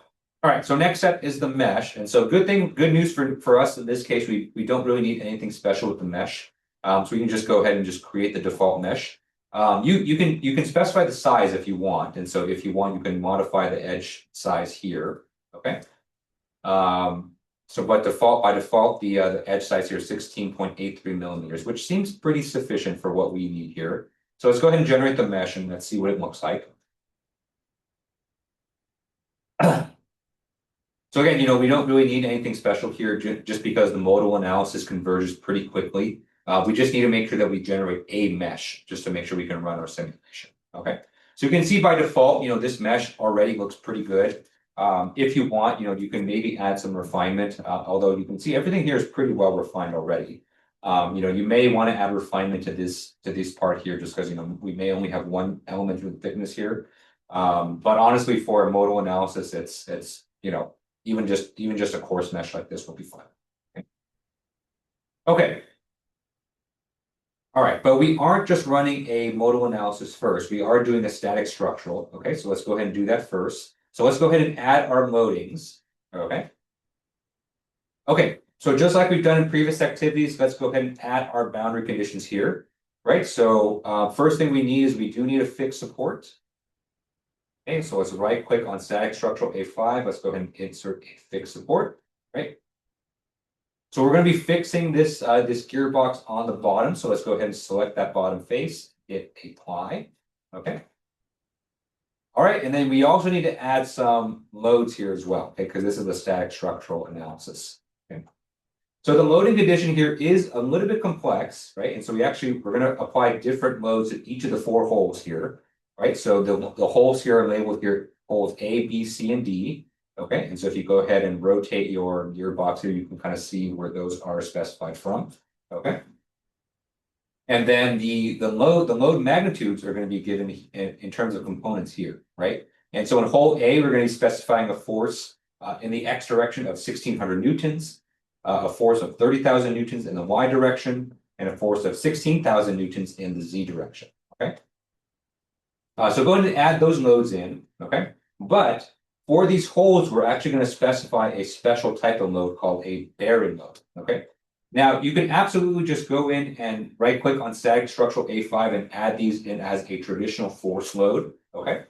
So for this case, you know, there's probably there's nothing wrong with that. You probably won't see too big of a difference, but it's not as realistic because essentially what we're simulating here is the effect of a shaft going into these holes and a force being applied onto the shaft, okay?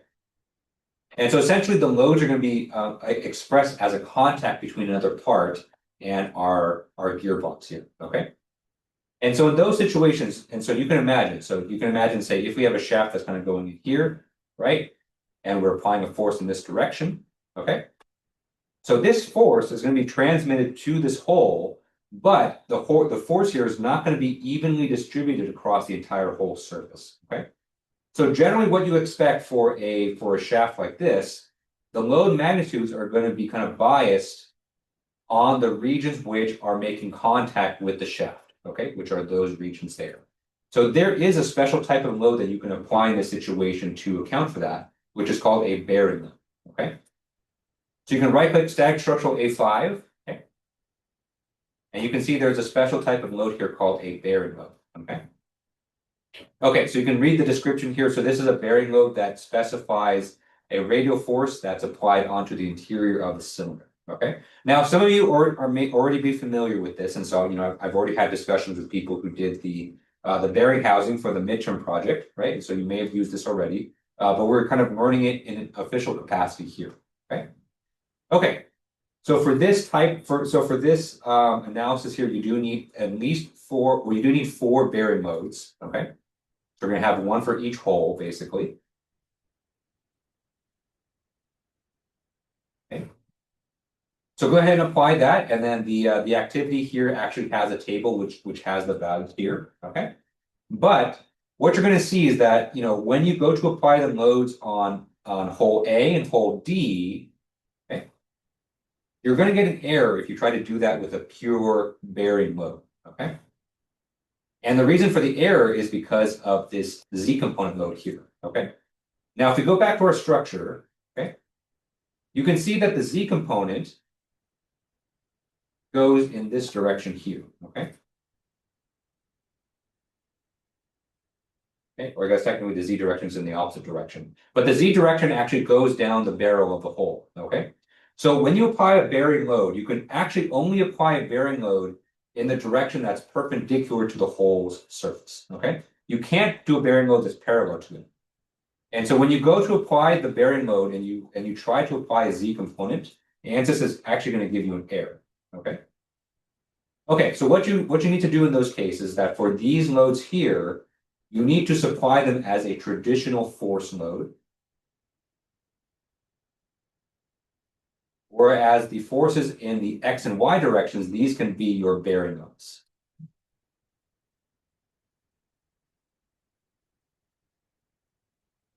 Okay, so in total, you should have 6 loads. You should have 4 bearing loads for each of the holes. Okay, and then 2 traditional force loads to account for these basic axial forces. Okay, so a Z direction force on hole A and a Z direction force on hole B.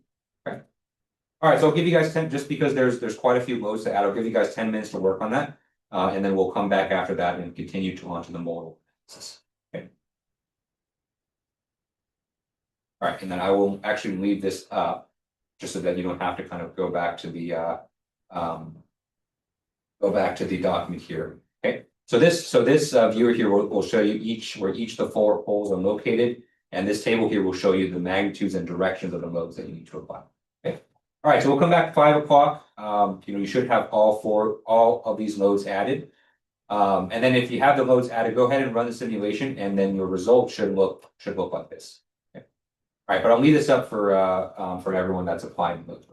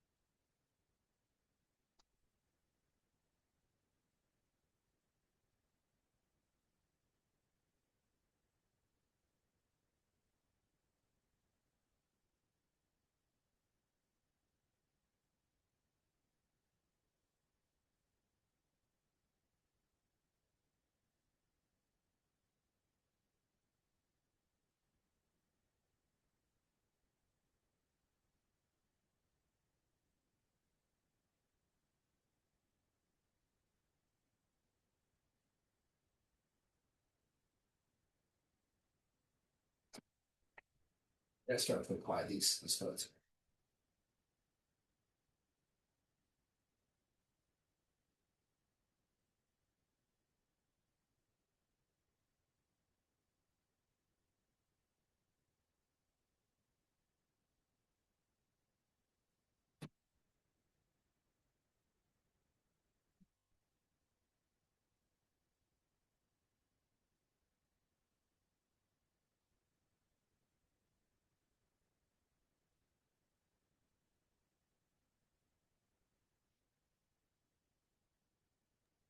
Professor Tran, What's up? if we applied the forces on like say bearing A as a vector that included the x and y component, would that be incorrect? You can do it with a vector. I just find it usually easier just to specify S Easier. components. Yeah, that That makes sense. can be a bit more precise about kind of the components in each direction, but you can do that as a vector too. Just make sure that the magnitudes and the direction match up with what's in this table here. Okay.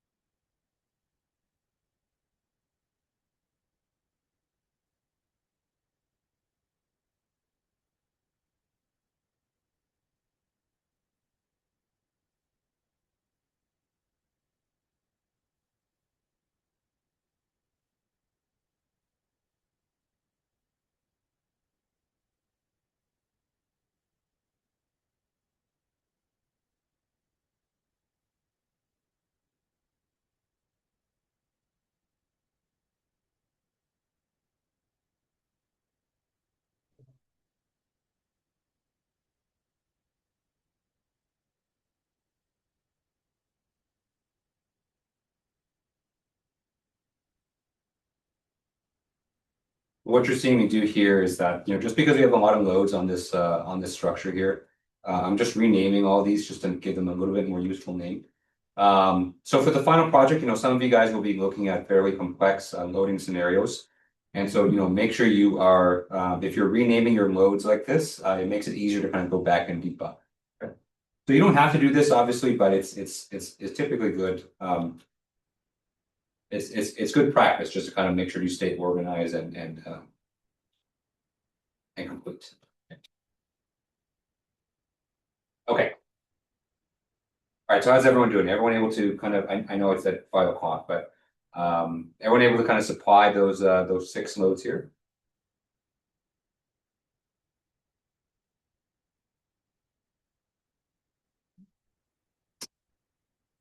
Okay. I would take silence as yes. Okay. So with the static structural boundary conditions done, let's go ahead and just look at the results here. Right. So I'm going to right click on solution A6. Let's look at the total deformation and let's look at the equivalent stress. Okay.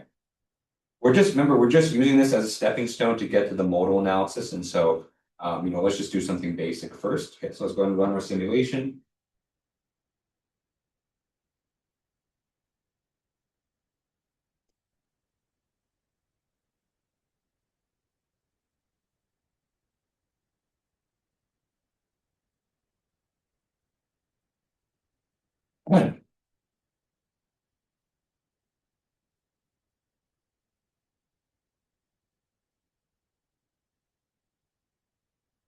Okay. All right. So after a brief delay, we have our simulation results here. Okay. Here's our deformation. Oh, I apologize. One thing we forgot to do, I forgot to specify our material properties. Right. So we added in the materials that we needed for this job here, but we didn't actually assign them to our geometry. So everything right now is made of structural steel. So let's go ahead and specify the material properties that we put in. All right. So for the housing here is actually going to be made of stainless steel, okay, which is not too different from structural steel, but they are different. Okay. And our other 2 parts here, so the flange and the base, these are going to be made of gray cast iron. Okay, so make sure you make those changes, before you run your simulation. Or if you run your simulation, just run it again with the right material properties.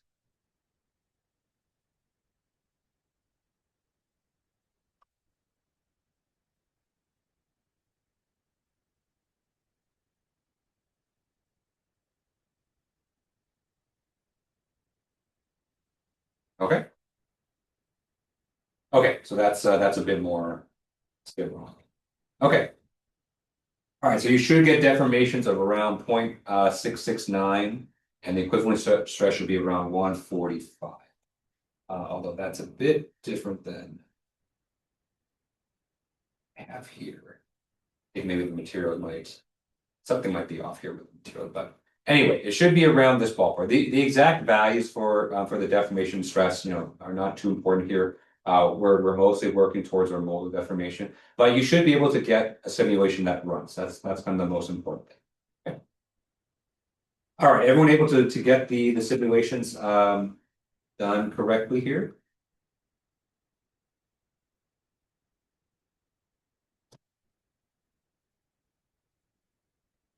Okay. All right, so with that, we are done with static structural for now. So let's go ahead and exit out of mechanical. You want to be careful, so don't exit out of workbench unless you've saved it. But let's exit out of ANSYS mechanical so we can go ahead and move on to our modal analysis. Okay. Okay, so exiting out of ANSYS mechanical puts us back into workbench. Okay. All right, so to launch a modal analysis, what you're going to do is you're going to click on modal here. And you're going to click and drag it to our model here. Okay. Okay, and so you can see here that as you're clicking and dragging modal, you can click and drag it on top of any of the aspects of our static structural simulation here. Okay. Okay, so for our purposes here, we're not really interested in sharing the simulation results, but we are interested in sharing the mesh and the boundary condition information. So go ahead and click and drag modal on top of model here. And so doing that, then our modal analysis will share the same mesh, and it will allow us to import the boundary conditions that we had for our static analysis, which we can use for the pre-stress. Okay. Okay. And so clicking and dragging the modal analysis will create another box here for modal. And you can see here that we've shared our material properties, we've shared our geometry, and we've shared details of our model, which include our boundary conditions and our mesh. Okay. All right. So once you've done that, go ahead and double click on setup. And this will open up ANSYS Mechanical again, but we'll have some additional areas where we can specify our modal analysis from.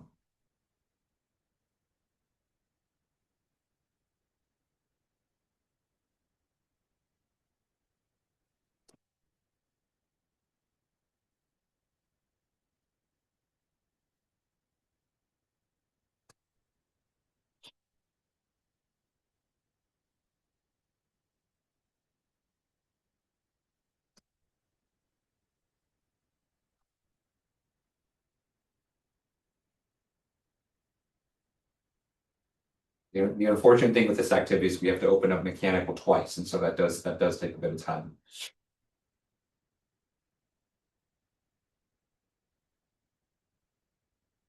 Okay, all right. So we have loaded in our into ANSYS once again, and what you should see is that there's going to be a new kind of area here in our project outline, which has to do with modal analysis. Okay, but everything else here, right? So the geometry, the materials, and even our static structures, that has been imported in from our previous analysis. Okay, but of course, what we're going to spend our time in here is under modal analysis. Okay.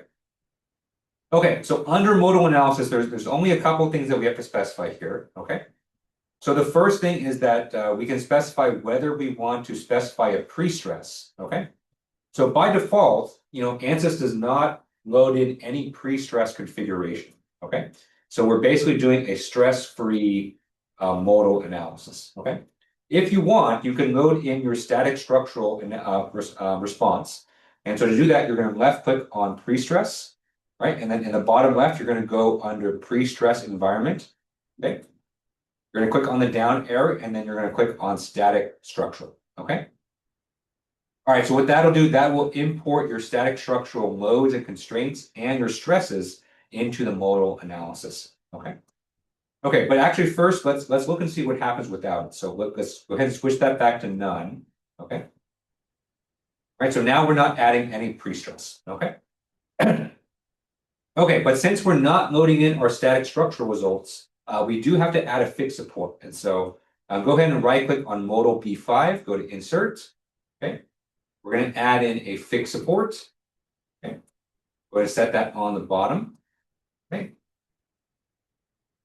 Okay.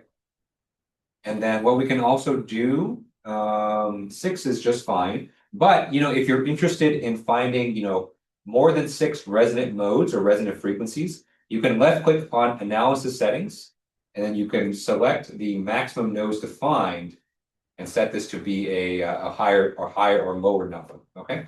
But for our purposes, we're just going to set this at 6 and then just run the modal analysis from there. Okay. All right. So once you're ready, go ahead and click solve. Okay.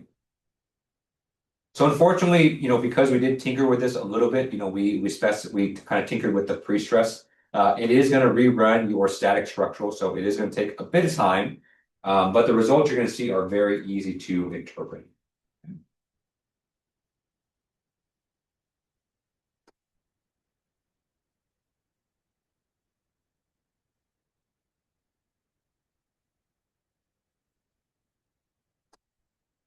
Okay, and so with that, we are done. Well, it looks like it didn't rerun the static structure, which was actually kind of nice. Okay. All right, and so to view your results, you're going to left click on solution B6. Okay. And then in the bottom right-hand corner of the screen, you're going to see your list of resonant frequencies. Okay. And that's it. And so you can see here that the first resonant frequency where this member is your natural frequency, really obnoxiously big. Okay. Okay. So for this particular simulation, or for this particular geometry, with no pre-stress, the natural frequency is 333.9.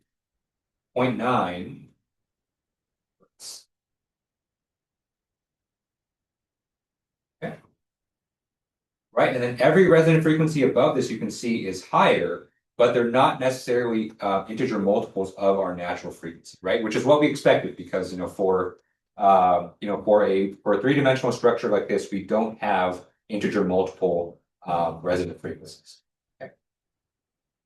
Okay. But you can see this one here is fairly close. And so if you were to multiply this by 2, right, maybe not exactly by 2, but this one is close to 2 times the natural frequency. Okay. Okay. All right. So was everyone able to run the modal analysis and get the list of frequencies just like this?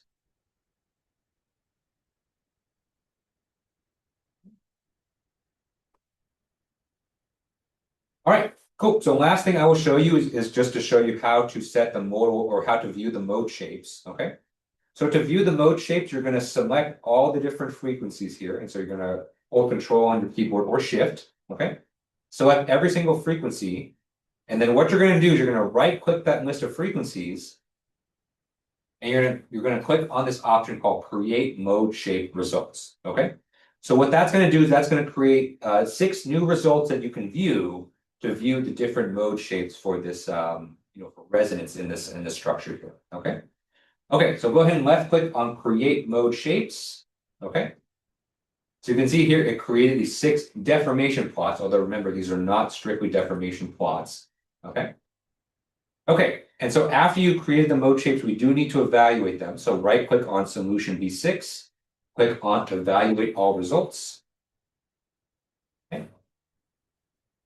All right, and so you should be able to see the resonant modes from here. Okay, so you can see they're not maybe quite what you expected. Okay, because remember the resonance also has to respect your fixed support as well. So you can't have any resonance that occurs on the base because that is fixed. Okay, but you can actually play an animation, and so for the first mode shape, you can see that we have this kind of side to side motion right here, and we have a little bit of bulging kind of on the top part of the housing here. Okay. Okay, so if you were to kind of apply resonance in this kind of, in this Z direction, kind of back and forth, this is what the resonance would look like. Okay, we can then look at the second resonance mode. We can play the animation. Okay, this one's a bit more trippy. This is kind of an actual expansion of the gearbox itself. Okay, we can look at mode 3. Okay, so this is kind of a rocking motion. So this is kind of going, side to side, just like that. Mode 4. Right, so this is kind of going kind of up and down. Okay, mode 5 is this kind of twisting motion, and then mode 6 you can see is kind of this bulging kind of at the bottom. So this is by far probably the strangest one. Okay. Okay. All right, but remember what we talked about in the lecture. So even though these mode shapes, they're displaying them to you as if they were a deformation plot. Remember, these are not true deformations.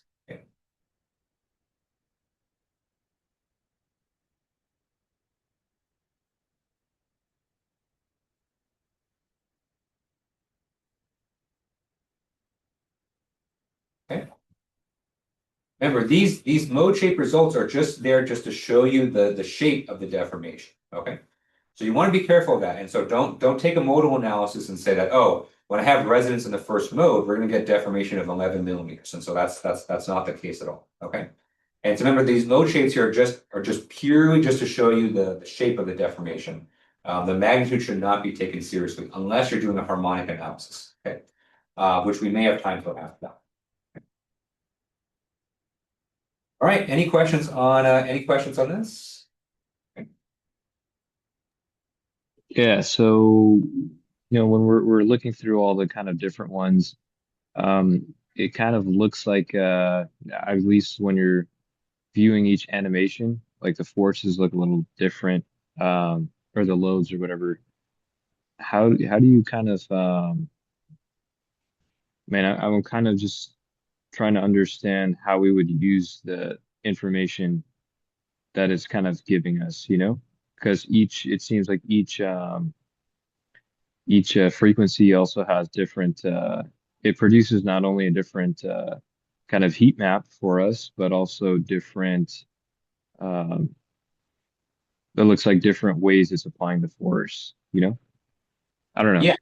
So remember, these are just the shapes, and so each mode shape here corresponds to a frequency from the modal analysis. And so this first one here, you can see this corresponds to the frequency of 333.9 hertz. And so if you were to expose this gearbox to a like an oscillating load with a frequency of 333.9 hertz, then this is the mode shape that you can expect, right? Now, now since these are the shapes, and so, unfortunately, we're not able to see the stresses, but, you can kind of imagine that if the gearbox is kind of moving kind of side to side like this, you can probably expect the stress magnitudes to be kind of amplified maybe here, right? Because this is kind of the base where the fixed support is, and also kind of where it's kind of bulging out right here as well, okay? So that might be indications, where, maybe, if this is something you're concerned about, maybe you make your gearbox housing a little bit thicker here to kind of guard against this deformation mode, or maybe kind of, strengthen the base along this edge and maybe the parallel edge on the other side, right? Because that's where we expect most of the stresses are going to be if resonance were to occur like this, right? Whereas the higher order modes, remember, higher order modes we're typically not as concerned about, right? And so even though this is kind of deforming just like this, now that looks kind of alarming. But remember, this is for a frequency of 521.74 hertz. So this is going to be a little bit harder to approach. But if your engine is kind of working at an RPM that's kind of around this frequency, then you may want to kind of again kind of strengthen the housing on this side, maybe make it a thicker plate to kind of guard against these kinds of deformations like this. Yeah.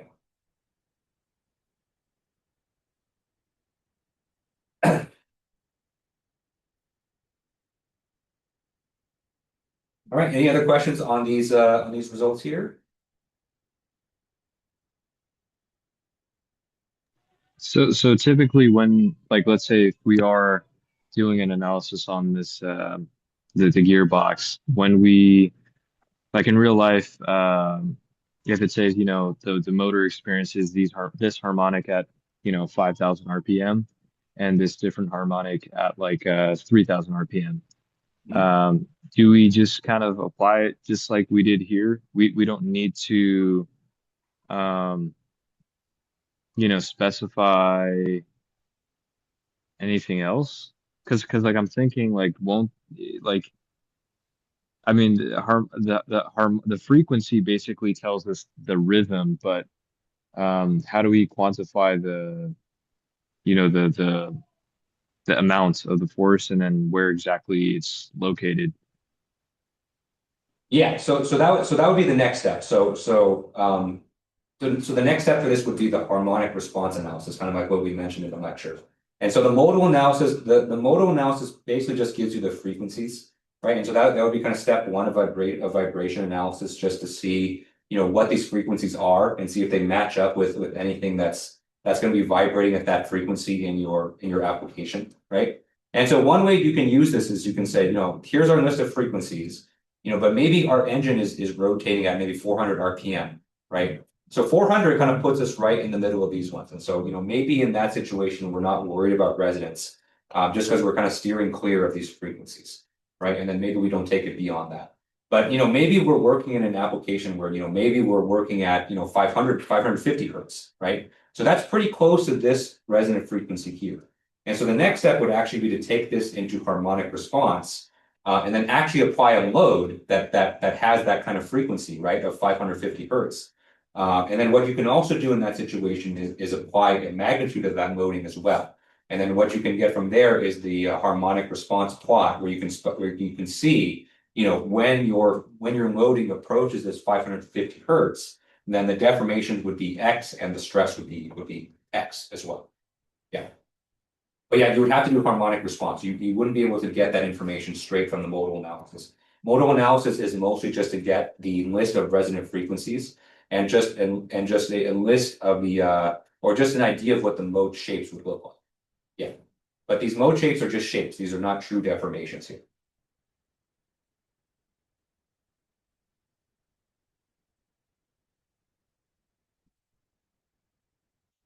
All right, any other questions on this? And so I do have some time, but but like I mentioned, if people have questions on their final project, I would rather kind of talk about that, just because the harmonic response was not part of this activity here. But if there's no questions, I can go ahead and keep moving on for the harmonic response if if people don't have questions on their final project. Yeah, just another thing. And it's kind of related to the final project is when we're kind of doing research for the forces and loadings that are going to be applied to whatever we're kind of modeling. Um, like for instance, with the bearing housing, where do we kind of look for some of those things? Like I was like maybe I'll look through SAE documents. Like I'm not really sure. Like even for the bridge, I just looked through the Caltrans stuff, but I was like I don't know where to look sometimes because some of the stuff is very specific. I don't know. Yeah, those are those are good starts, right? And so I think those types of documents will show you kind of the materials that these structures are made out of, and you can apply that to your simulation. In terms of loads, I'm not looking for very precise loads, right? And so it doesn't have to be down to like the first decimal point. I am looking to see if the loads are in the appropriate magnitude, the appropriate ballpark. And so for those ones, you can reference, you know, like let's say like a gearbox like this, right? And so, like a typical load in an engine, you can maybe look up, maybe what other people have done, what other analysis people have done on a gearbox like this. So people have probably done computational studies, they've done experimental studies, and so you can look at stuff like that. You can look at kind of user manuals for these types of devices to kind of get an idea of the types of the magnitudes and the directions of forces.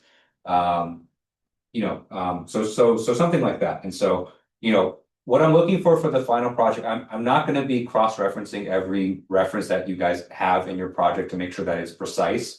But if I read your report and I look at your part, and I should be able to say, okay, the amount of load that they're applying there makes sense given this context, right? So you're not applying like a 5 Newton load on a gearbox, because I would say a gearbox is probably experiencing a lot higher loads than that.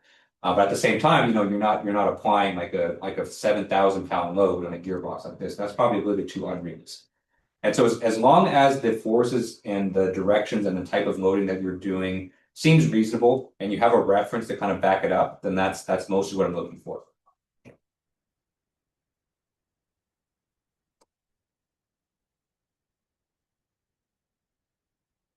Anyone else have questions on the final project, or you want me to kind of look at anything kind of specific for what you guys are working on?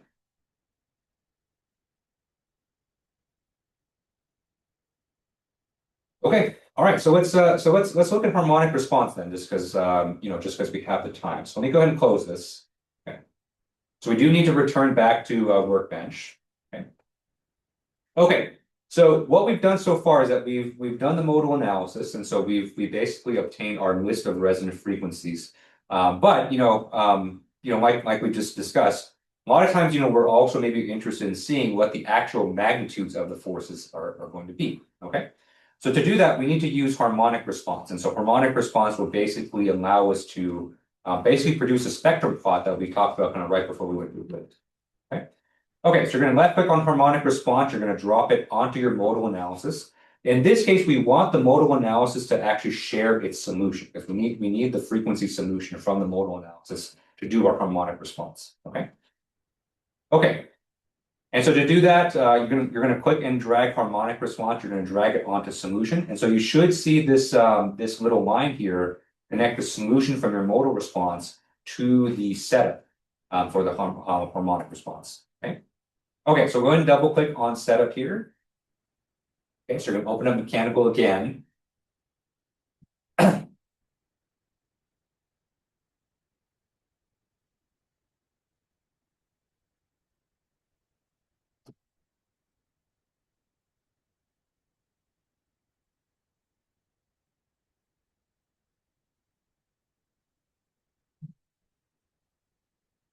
Okay. All right, and then you're going to see a new section of your project outline here called harmonic response C5. So you can see a little bit of how ANSYS kind of organizes this. And so each of the different types of analysis, they give you a different letter. So remember, we started today with static structural. So that was had a letter A. Modal analysis with the second one, so that's B. And then harmonic response is C. Okay. Okay. So to do a harmonic response, we need to actually add an oscillatory load, right? And so to do that, you're going to right click on harmonic response C5. You're going to go to insert. Okay. and then you're going to apply a particular load in here. Okay. Okay, so I'm just going to show you one load just to start, but you can feel free to add any load that you want. Okay. Okay. Actually, wait. It's been a while since I've done this, so actually, let me go ahead and do this real quick. Okay, good. Okay, yeah. So let's go ahead and apply our bearing load. Okay, so I'm going to apply it on surface A here. Okay. And we're going to apply the load using the same components as our static structural. Okay. Okay, so for that case, our X component for the load here was 16,000. Yeah. And our Y component was 30,000. Okay. So if you wanted to kind of complete this and kind of mimic all the same loads that we had before, you can definitely do that. But just for this purposes, we are just going to do it. Okay. Okay, so now that we have a load here, now we can actually start to get a harmonic response. Okay. So the next thing we need to specify here is the range of frequencies that we want to specify. Okay. Okay. So for our analysis here, if we kind of go back to our modal analysis, right? We saw that the frequencies kind of varied from about 300 to about 875. Okay. So to view kind of all of the resonant modes, let's set the maximum for the harmonic analysis to be 1,000 hertz. Okay. Okay. All right, and then let's actually see frequency response. Okay, and then let's look at the deformation from the frequency response. Okay. Okay, so you're going to right click on solution C6, go to insert, frequency response, and then go to deformation. You can also see how the stresses and strains also vary from different frequencies as well. Okay. Okay. And so when you're specifying the frequency response, you do have to specify a section of the geometry that you want to measure. Because remember, what this is going to produce here is this is going to produce a spectrum plot, looks like this, okay? Where it's going to measure the deformations at different frequencies, okay? And so you have to basically tell it which sections of the geometry where you want to measure that response, okay? Okay. So for this case, since we applied the load on hole A, right? So let's specify hole A as our geometry here. Okay. All right, so let's go ahead and run it. And let's look at the frequency response. Oh, we may have forgotten to put a fixed support. We have to do that too. Let's look at the solutions.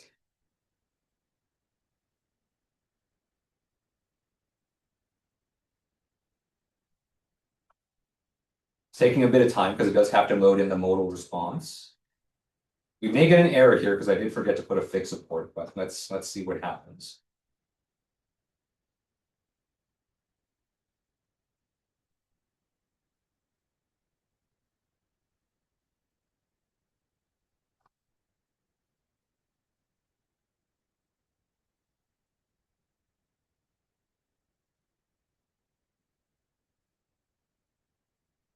Okay. All right, and so you can see here, this is our harmonic response. I do have to put a fixed support because let's see.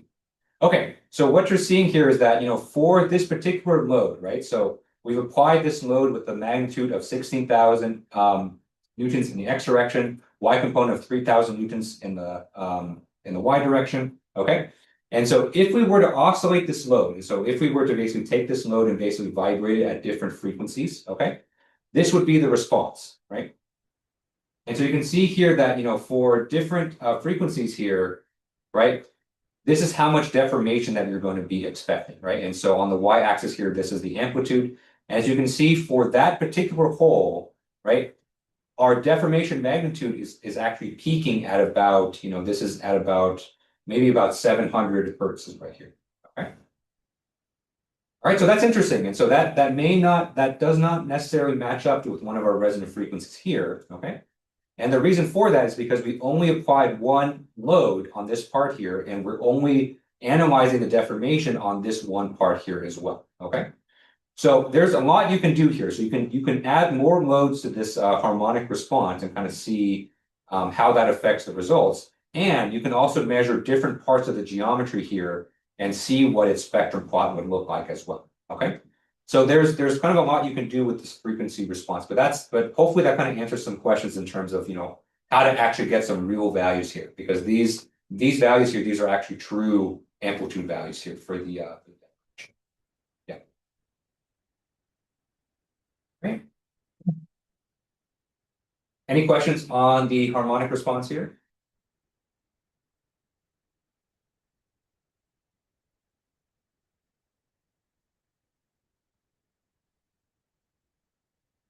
Okay.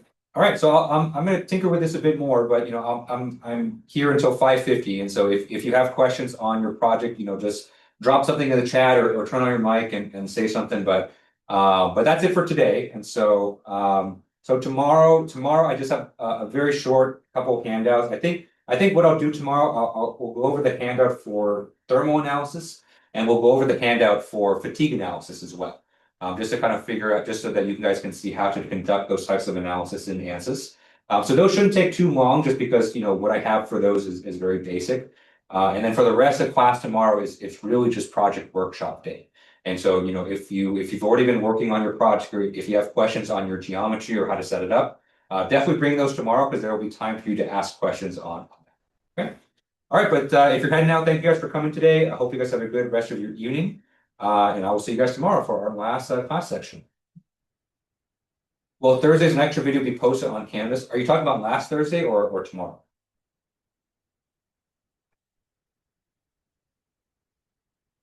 Oh, did I not? Oh, I may have just forgotten to upload it. So I'll go ahead and upload that when I get back to my office. Yeah, but I will upload that and put that on Canvas. Yep.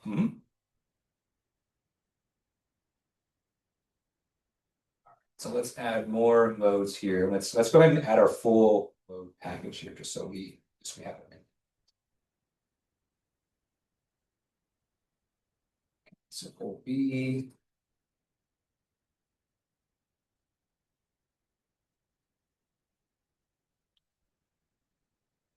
Let's go ahead and add my fixed support before as well. I guess it inherits the fixed support from the Modal. That question in the chat. Okay, yeah, no problem. Yeah, just go ahead and email it to me once you have the sketch. Yeah.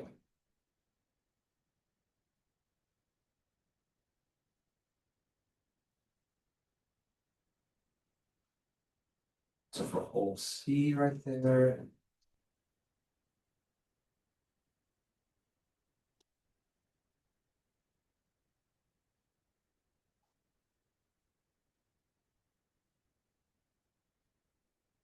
So okay, do this one here.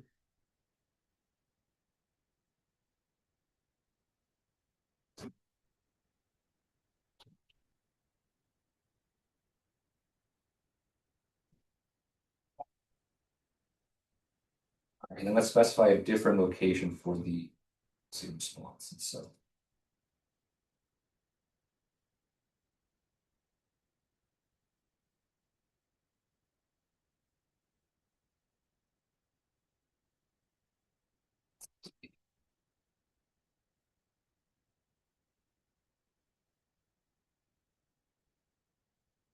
Let's look at the stress actually.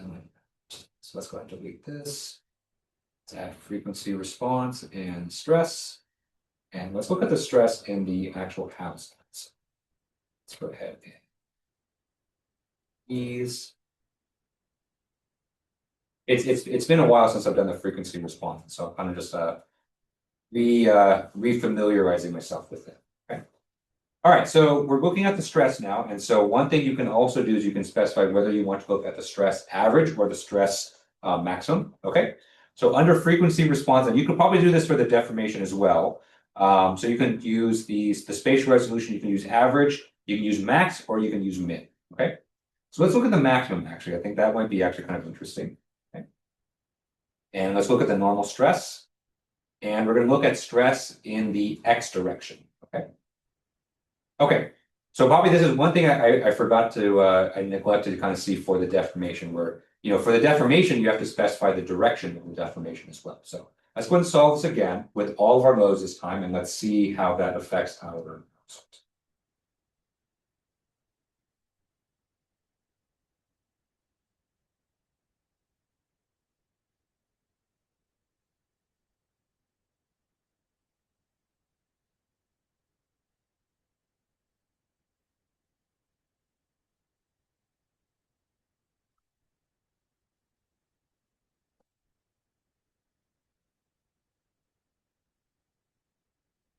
Okay. Ah, so this one's interesting. So this is kind of a more typical plot that you would see, right? So you can see here we have two very clearly defined peaks where the magnitude of the stress is kind of peaking at, we have one peak here at about maybe 600 hertz. And so that stress is about maybe about 550 megapascal.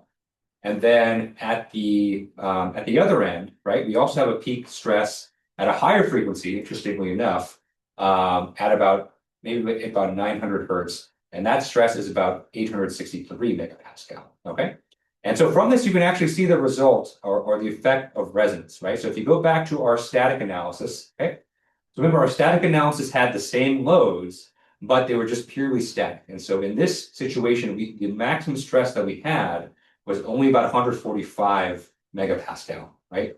And so by looking at the harmonic response, you can see that the stress actually multiplied by almost a little bit over a factor of 5, actually. So you can see that resonance is actually playing a pretty big role. So, anytime you have a stress multiplication of at least 5, that's a pretty big deal in terms of the structure. Okay. And we can actually see as well. So let's see here. Unfortunately, we can't change this. But one thing we can also do is we can look at the stresses in different directions as well, and see how that affects our results.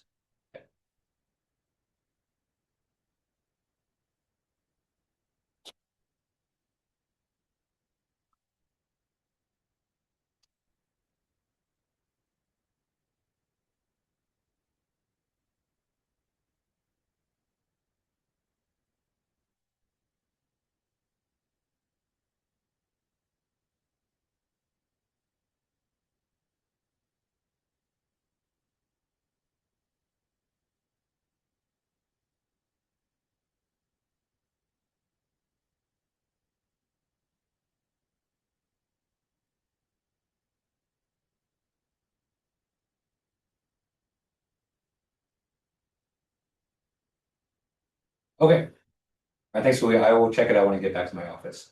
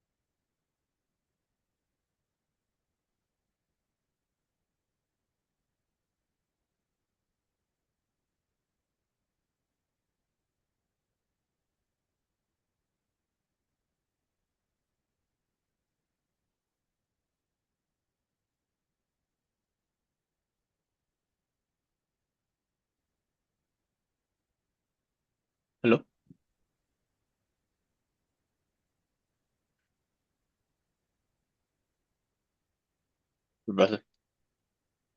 Hey, what's up? So I just came to office hours earlier. I kind of got left confused when I started like actually trying to work on it. I got left a little confused on the harmonic. Would that be just for a what's it called static structural? Um, what do you mean? So the harmonic response is basically our analysis of the resonant frequencies and kind of the resonant kind of deformations and stresses from them. Because I got left confused. I was more interested on the like the heat, like the what's it called the thermal Oh, aspect of the breakwater. yeah, we'll do that tomorrow. Yeah, we're doing thermal analysis tomorrow for. But then for the graduate credit, will I'm confused on the harmonic. Oh, I see. Okay. Yeah. So for your case, I think what you would basically do is that you would do an analysis like this, where you would start with the static structural analysis. You would then do a modal analysis. And so from the modal analysis, you'll be able to determine what the resonant frequencies are, right? Um, Mhm. and so you get a list of frequencies like this, right? But remember, these frequencies they just give you the frequencies at which resonance is expected to occur. But they don't actually give you a real value of the deformation or stress. And so to do that, you have to do a harmonic response, right? And so that's a separate analysis within ANSYS. And so you would basically click and drag harmonic response onto your modal analysis here, okay? And with the harmonic response, you can actually start to apply real actual loads. And so what ANSYS will then do is that it will basically assume that each of these loads will be oscillating, and so they will be kind of oscillating back and forth at certain frequencies. And then you can produce a plot like this where you can look and see, assuming that all of these loads here are going to be oscillating, what the frequency response is going to be. So at different frequencies, you're going to see that, you should see that the stress is going to peak at certain locations, at certain frequencies, right? And so for instance, in this case, right, so what I did here was I basically took all the same loads that I had in my static structural. So you're basically going to replicate them again under harmonic response, right? And you're going to view the stresses. And so you're going to right click on solution C6, go to insert, go to frequency response and stress, right? So make another one just so you can see, right? Right. So this is after we applied all the same loads as our static structural case. You can then specify the geometry where you want to measure the stresses. Okay. I'm just going to click the entire exterior of this geometry here. Okay. Right. And so what we're saying is that, we're going to view the frequency response for the stress on these ones. Okay. Oh, one thing you may have missed too. And so you do have to specify the range of frequencies as well. Right. And so under analysis settings here, you have to specify the minimum. So 0 Hertz is usually fine for the minimum. And the maximum should be something large, like 1,000, right? Okay, so with all of those things there, you can then specify the direction of the stress that you want to view, right? And so by default, it's going to give you the X direction, but let's look at the Z direction as well. Right, and then you could run it, and then we can see what the results look like. Okay. And you can see for the Z direction, you can see our stress here is going to be peaking at about 3.18 megapascal. Okay. So this shows you that if you were to vibrate your structure at a frequency of about 600 hertz, then you would see a peak in the stress of about 3.2 megapascal in the Z direction. Okay. And then you can then compare that to the static case, right? So the static case is not, so this here is kind of showing you the equivalent stress, but for the harmonic response, this shows you only the stress in the Z direction, right? But if you were to look at the stress in the X direction, you can see most of the stress is in this direction. You can see here that we have a pretty high amount of stress amplification because in the X direction, we have a stress of about 863 megapascal, which is over 5 times as much of what we get in the static case. Yeah. Hmm. So this is kind of what you would do for your project. So you would set up a modal analysis, find out what the resonant frequencies are, report on that, and then do a frequency response where you should be able to see some stress amplification at certain frequencies if resonance is occurring. Okay. Cause okay, so Yeah, if you have questions on it, then we go ahead and give it a try tonight, and then we can talk about it in office hours tomorrow or class tomorrow. Yeah. okay, yeah, cause so it's gonna be a thermal one, like if I wanted to go that route, a thermal Yeah, one, and then the harmonic would be different applied loads. exactly. Yeah. Okay, I got you.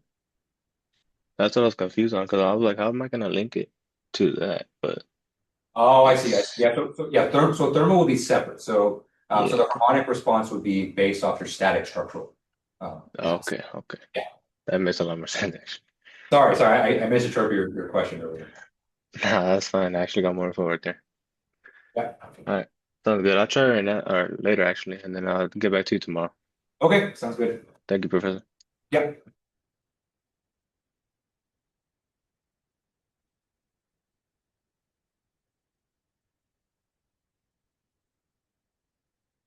Jason, did you have a question too? Yeah, a quick question. Um, for the form that you sent me earlier during office hours, Yeah. um, with the portion where it says the instructor's signature, am I supposed to get your physical signature? It could be digital. In fact, I prefer digital. So Oh, just sign everything in Adobe, and then send it back to me, and then I can sign it in Adobe too. Yeah, we'll save a fraction of a tree with that. So. okay, got it. And then after everything's done with this class, then I'm supposed to take this to the mechanical engineering department so they can kind of fill out the rest. Yeah, so you would send it to the advisors, and so send it to BSME underscore advising. So right now, Dr. James would sign it because he's the acting advisor, or he may just let it sit until the middle of August, and then either myself or Dr. Weiss will sign it. Okay, got it. And then this form that or that I'm filling out, I didn't see it mention anything about the blended program. Is that something different than this? Yeah, so blended program is different. So the way the blended program works is that you have to take four specific elective courses. So 410 is one of the elective courses that you can take for the blended course, or it is one of the four courses. But for that one, there's a different pathway for that. So the blended program is actually a completely different degree program. So you would kind of like switch your degree program from a BS in mechanical engineering to a BS plus MS in mechanical engineering. Um, that officially hasn't come out yet, and so that is officially launching at the start of fall. And so I don't know exactly what the right protocol is for that because I don't think we've established it yet. But I think at the start of the fall semester, we'll have the protocol established for that. Okay. And then sorry to ask you these questions. Oh, no Uh worries. but you said that if like let's say if I sign up for this, it's technically not like a fully committed thing. Yeah, So let's say if I'm done with my bachelor's and then I decide I guess want to take like a hiatus from the master's program. Will the yeah. credits still retain or will it disappear after like 4 years of inactivity, I guess? We don't have a set policy on that because I honestly don't think that case has ever come up where someone has tried to come back 10 years later. But I've also only been working here for 7 years, and so I haven't seen it.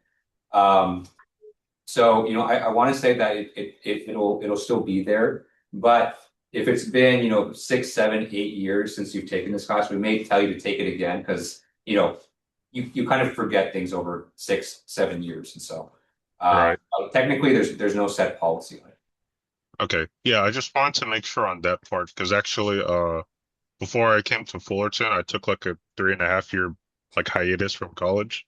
Ah, So I came back during the window where like I guess my credits were still good to continue. gotcha, Yeah, gotcha. so I was just wondering about that part specifically. Three, Okay, three to but four, yeah. 3 to 4 years should be fine. And in fact, we do have students that come back after 3 or 4 years. That I've seen before. So that for that you should be okay. Okay. And then I don't know if this is a silly question or not, but it's like since currently I'm enrolled at Fullerton for the bachelor's degree, Yeah. uh do I have to reapply for the master's or is it because I'm already here I can just continue? You would have to reapply with master's. Okay, got it. Okay. Yeah, I think that's it. Okay. All right. Thank you. And also thank you for your help during office hours for the mesh. Yeah, of course, of course. That's my job. All right. See you tomorrow, brother. Thank you.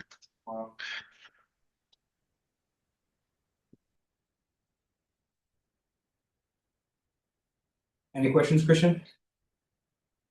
No, you said tomorrow we're just doing some worksheets and then just working on the final project. Exactly. Yeah.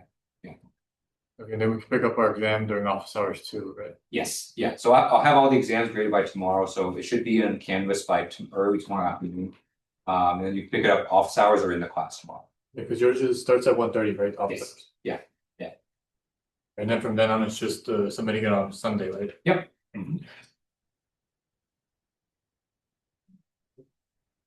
Will it also be recorded? Tomorrow's yes. And the worksheets, they're digital, right? Just like usual. Yeah. So they're actually already on Canvas, and so I wrote those handouts to be kind of self-contained. And so if you go under files, you go under lecture notes. It's basically all of these, and so there's 8 of them. I actually already had one from Monitor Response. I totally forgot that I wrote this. Maybe I'll link that for everyone. But you can see there's one for optimization, there's one for buckling, anisotropic materials, fatigue life. So we'll probably do these two because these are probably the most commonly, I see these most commonly in final projects. People want to do thermal analysis and fatigue life. But there's others as well. So if you're interested in them, you can look at these handouts.